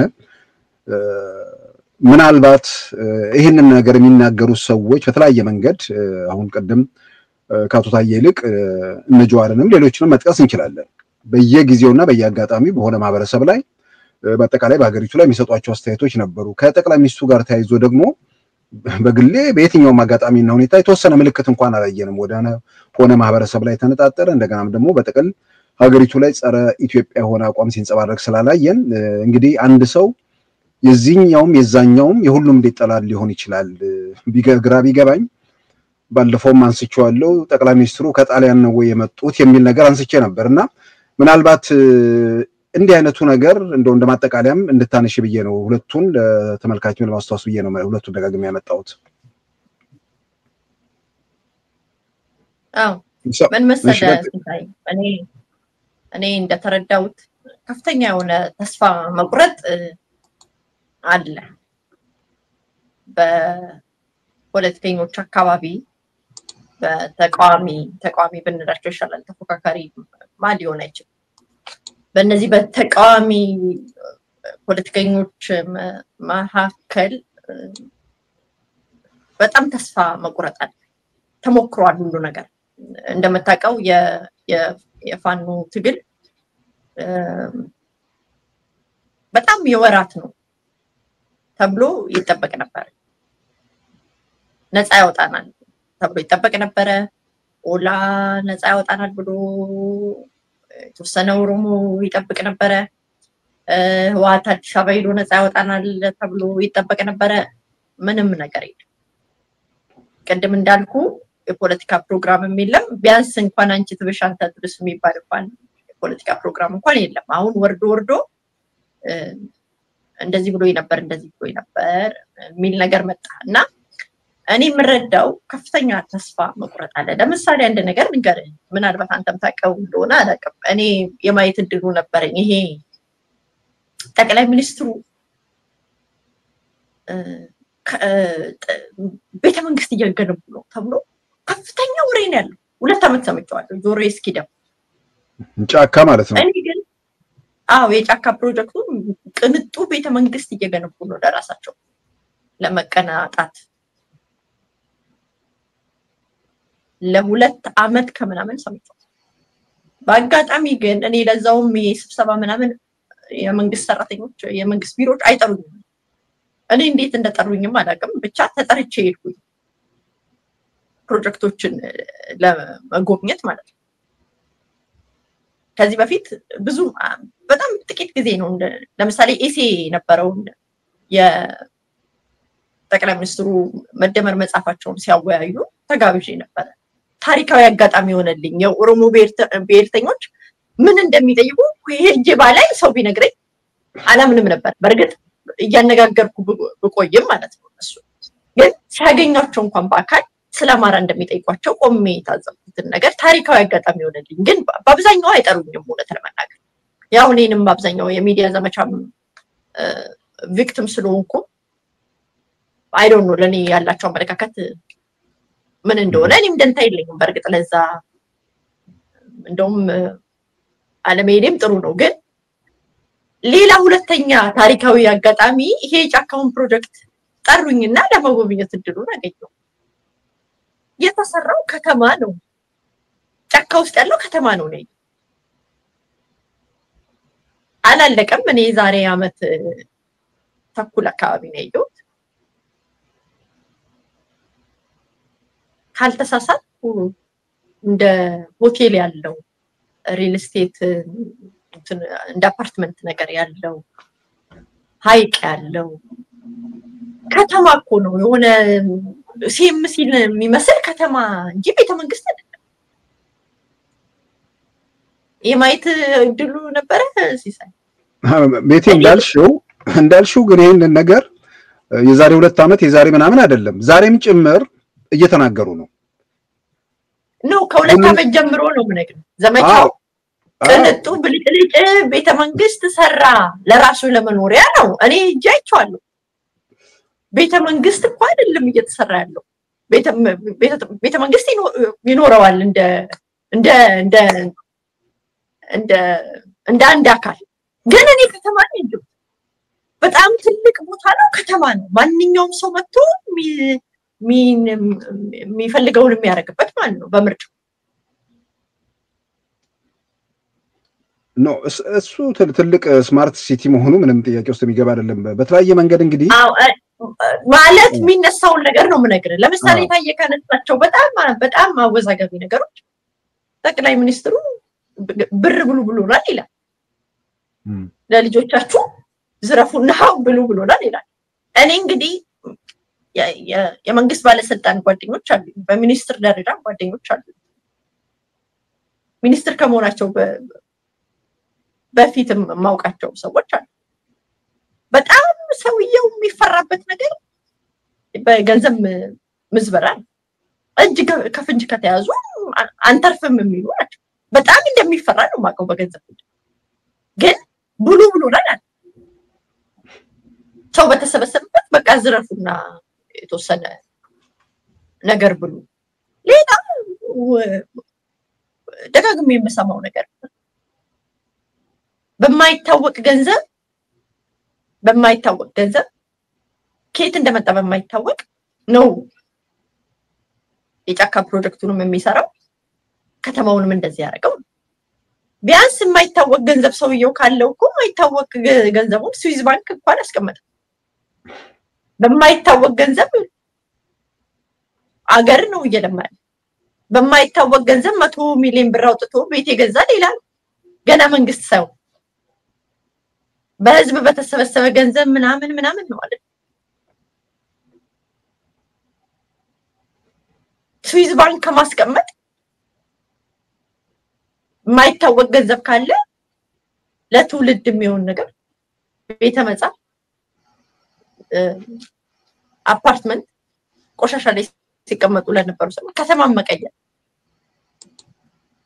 እንደ የሰለጠነው ዓለም እኮ ከተማውን ቀይሮ ነው ቦምብ አሁን የምናያቸውን ቦምቦች ይታጠቀው የዓለምን ካርታ ለመለወጥ የሚፋለመው ቦታ ለማስፋት ጨርሶ እኮ ነው ከተማ ሰው እና እንደዚህ አይነት ዘመቻዎች አሉ እንደዚህ አይነት ዘመቻዎች ተስፋ ከመቁረጥ ይሄ ፈነገላል የተባለ መንግስት አይቆይም እኮ የተባለ እኔም እንደዛ አስብ ነበር በነገራችን ላይ እውነት ይመስለኝ ነበር ደጋግሜ ስሰማው በቃ እቺን እንኳን እኔ እንጃ ይሄ መንግስት ብዙ የሚቆይ አይመስልም ብዬ ነበር ማስበው ፖለቲከኞቹ አብዝተው ከሚናገሩት እኔም ቃለ መጠይቅ ሳረግ ከማስበው ቢባል አልወድቀለ ሲሆን ነው አሁን እነዚህ አይነት ውዥንብሮች ግራ መጋባቶች እስቲ እንሞክረው ደግሞ ተሰብስበን እስቲ ሊታረቁ የማይችሉ ሰዎች ሁለት እርምጃ የማይሄዱ ሰዎች በሐሳብ ነው ምነግርህ በሐሳብ በኢጎ አብሮ መራመድ የማይችሉ ሰዎች ሁሉም ሰው ጠቅላይ ሚኒስትር መሆን ነው የሚፈልገው በአብዛኞቹ ምናቃቸው ሰዎች መሆን የሚችለው አንድ ነው ሶስት እርምጃ ይሉም እነዚህ ሰው አንዱን እየቆረጠ በቃ ዱለት ሰርቶ ባንዱ ኩላሊት ዱለት እየሰራ ባንዱ ጉበት ዱለት እየሰራ ይበላል እንጂ እርስ በርስ ይበላላል እንጂ አይደርሱም ኢጓቸው የሚታወቁ ሰዎች እና እኔ ተስፋ ከመቁረጥ ይፈነገላል የተባለው እንትኑን እያጸና ወንበሩን እየሄደ ስለመጣ የሚቀጥለው ምርጫም ያው ተስፋ ቢስ ነው መሽሎከም ነገር የለም ከቻልን እንደዛ አድርገን እናምሰው ከማለት ተስፋ በተከላለው ግን የኔ ግምገማ ተስፋ ከመቁረጥ ነው አልተሳካም ሶስቱም የትጥቅ ግልቶች አልተሳኩም ሰላማዊ ትግልም ብለው የሚሞክሩት ዞሮ ያው አመጽ ነው በዛ ምክንያት ነው የሚመስለኝ የኔ ግምገማ ነው ግን አመሰግናለሁ ቤቲ እንግዲህ ምናልባት እንዳልሽው በተለያየ መንገድ ያው ለውጡ የተጀመረበት ጊዜም በደንብ እናስታውሳለን የአክቲቪዝም እንቅስቃሴ ነበር ከዛ በኋላ ትጥቅ ትግል ነበር በተለያየ መንገድ መንግስት ያልጸናበት ሁኔታ እንደነበር ይታወሳልና አሁን ያንን ምዕራፍ ታልፎ ደግሞ ሌላ ቦታ ላይ ነው ያለው ስለዚህ በተለያየ መንገድ በተናጠል ሞክረው የሆነ ነገር እናሳካለን ያሉት በተናጠል እንደማይሳካ አረጋግጡ በጋራ ቆመው መራመድ ይችላል ወይ ያው በግልጽ የተናገርሽው ነገር ነው ከዛ ውጪ ግን ኢትዮጵያ ፖለቲካ ውስጥ አሁን አሉባልታና እንትኑ ብቻ ሳይሆን አሁን የጫካ ፕሮጀክት አንቺ እንዳልሽው እኔም አይቼዋለሁ ራሱን የቻለ ትልቅ ከተማ እየተገነባ ነው ሁሉም ሰው ደግሞ ማየት የለበትም ምንድነው ጫካ ፕሮጀክት የሚለውን ራሳቸው ጠቅላይ ሚኒስትር አብይ በሚኒስትሮቻቸውን ይዘው ምን ማለት ነው የሚለውን እያስጎበኙ በኢትዮጵያ ቴሌቪዥን ታይቷል ስለዚህ አሁን ፕሮጀክቱ ቤተመንግስት ሳይሆን ራሱን የቻለ ትልቅ ከተማ የካጋራ ላይ ተሰርቶ በእንጦጦ ማርያም በኩል አድርጎ በራጉኤል አድርጎ ወደ አዲሱ ገበያ የሚመለስ ትልቅ እንትን ነው ይሄ ከተገለጸም በኋላ ዛሬም የስንት ቢሊዮን ብር የቤተ መንግስት የሚሉ ሰዎች አሉና እኔ የተጨበጠና መሬት ላይ ያለ ነገርን እኮ መሰረት አድርጎ የሚደረጉ ክርክሮች ቢሆኑ ተገቢ ጥያቄ ቢሆኑ ሁላችንም ተገቢውን ጥያቄ በጋራ እናነሳለን ከዛ ውጪ ግን በእንደዚህ መልኩ የሚመጣ ነገር አለመኖሩን ግልጽ ነው ቤቲ በጣም ነው ማመሰግነው ከረጅም ጊዜ በኋላ ነው እንግዲህ ብቅ ያልሽው እንደማጠቃለያ የምታነሺው ነገር ካለም በቀጣይስ እቅድሽ ምንድነው ያው መጻፌን መሸጥ ነው እንግዲህ በቀጣይ መጻፌን ወደ ገበያ ይወጣል ከጥቂት ቀናት በኋላ እንዳልኩ ማተሚያ ቤት ነው የሚገኘው እሱ ሲወጣ እንግዲህ እንደገና ከጋብስከ ይመጣለው ያው እኔ ብዙም የግል አስተያየቴን ነው እንደነገርኩ መናገረው ታዛቢ ነኝ እንደማንኛውም ሰው አስተያየት መስጠት መብት አለኝ ማቃቸው ነገሮች ዝም ብል ጥሩ ነበር ግን እኔ እንደነገርኩ አለርጂ ነኝ ለአንዳንድ አይናቸውን ላፈጠጡና ለማቃቸው ሁነቶች አለርጂ ነኝ እኔ ባልፈልግ እንኳን ሰውነቴ በቃ ይመልሳልና እንደ አንድ ሚዲያ ስትመራ እንደነበረ እና ኢትዮጵያን ፖለቲካ ያየች እንዳለች እንዳንድ ግለሰብ አስተያየት ነው የመወሰድ ያለበት ብልጽግና ራሱን የሚከላከልበት የራሱ ነገር መድረክ የራሱ ኃይል አለው ብዬ አስባለሁ ለዛም አይደለም የመጣው ሁለት ለመናገር ብልጽግና ለመከላከል አይደለም ማቃቸው የሚገለጡልኝ በየቀኑ ለቶች አሉና ቀደም እንደነገርኩ ጊዜው ረጅም ቢሆን እንረሳቸው ነበር አንዳንድ ነገሮች እኔ ደግሞ በስፋት የነበርኩበት ነገሮችን ለመስማት እድል የከፈተልኝ ብዙ ነገር ስለነበረ ያን ትዝብቴን ነው ያጋራሁት ያው መጻፌ ሲወጣ ልክልሃለሁ እንደገና ትጋብዘኛለህ ተስፋ አደርጋለሁ አመሰግናለሁ ቤቲ እንግዲህ እንዳልሽው መጻፉ ከወጣ በኋላ መጻፉንም አይተን እንግዲህ ንወያያለን በተስፋ አደርጋለሁ ክቡራን ተመልካቾቻችን ከቤተልሔም ታፈሰ ጋር በኢትዮጵያ ወቅታዊ ሁኔታ በተለይም በቅርቡ ለንባብ በሚበቃው መጽሐፏና እንዲሁም በሰሞኑ በኢትዮጵያ ጉዳይ ላይ የሚደረጉ ውይይቶችን መሰረት አድርገን ከቤተልሔም ታፈሰ ጋር ወይም በኤልቲቪ ላይ ቤት ሾው እንዲሁም ደግሞ የራሷ ቤት ሾው ፕሮግራም በራሷ በዩቲዩብ ስታስተላልፍ ቆይታለች ከቅርብ ጊዜያት ወዲህ ሚዲያ ላይ ያለችም እንግዲህ ወደፊት ተመልሳ በሚዲያው እንደምናያትም ተስፋ እናደርጋለን የዛሬውን ፕሮግራማችን በዚሁ ያጠናቀናል ጤና ይስጥልን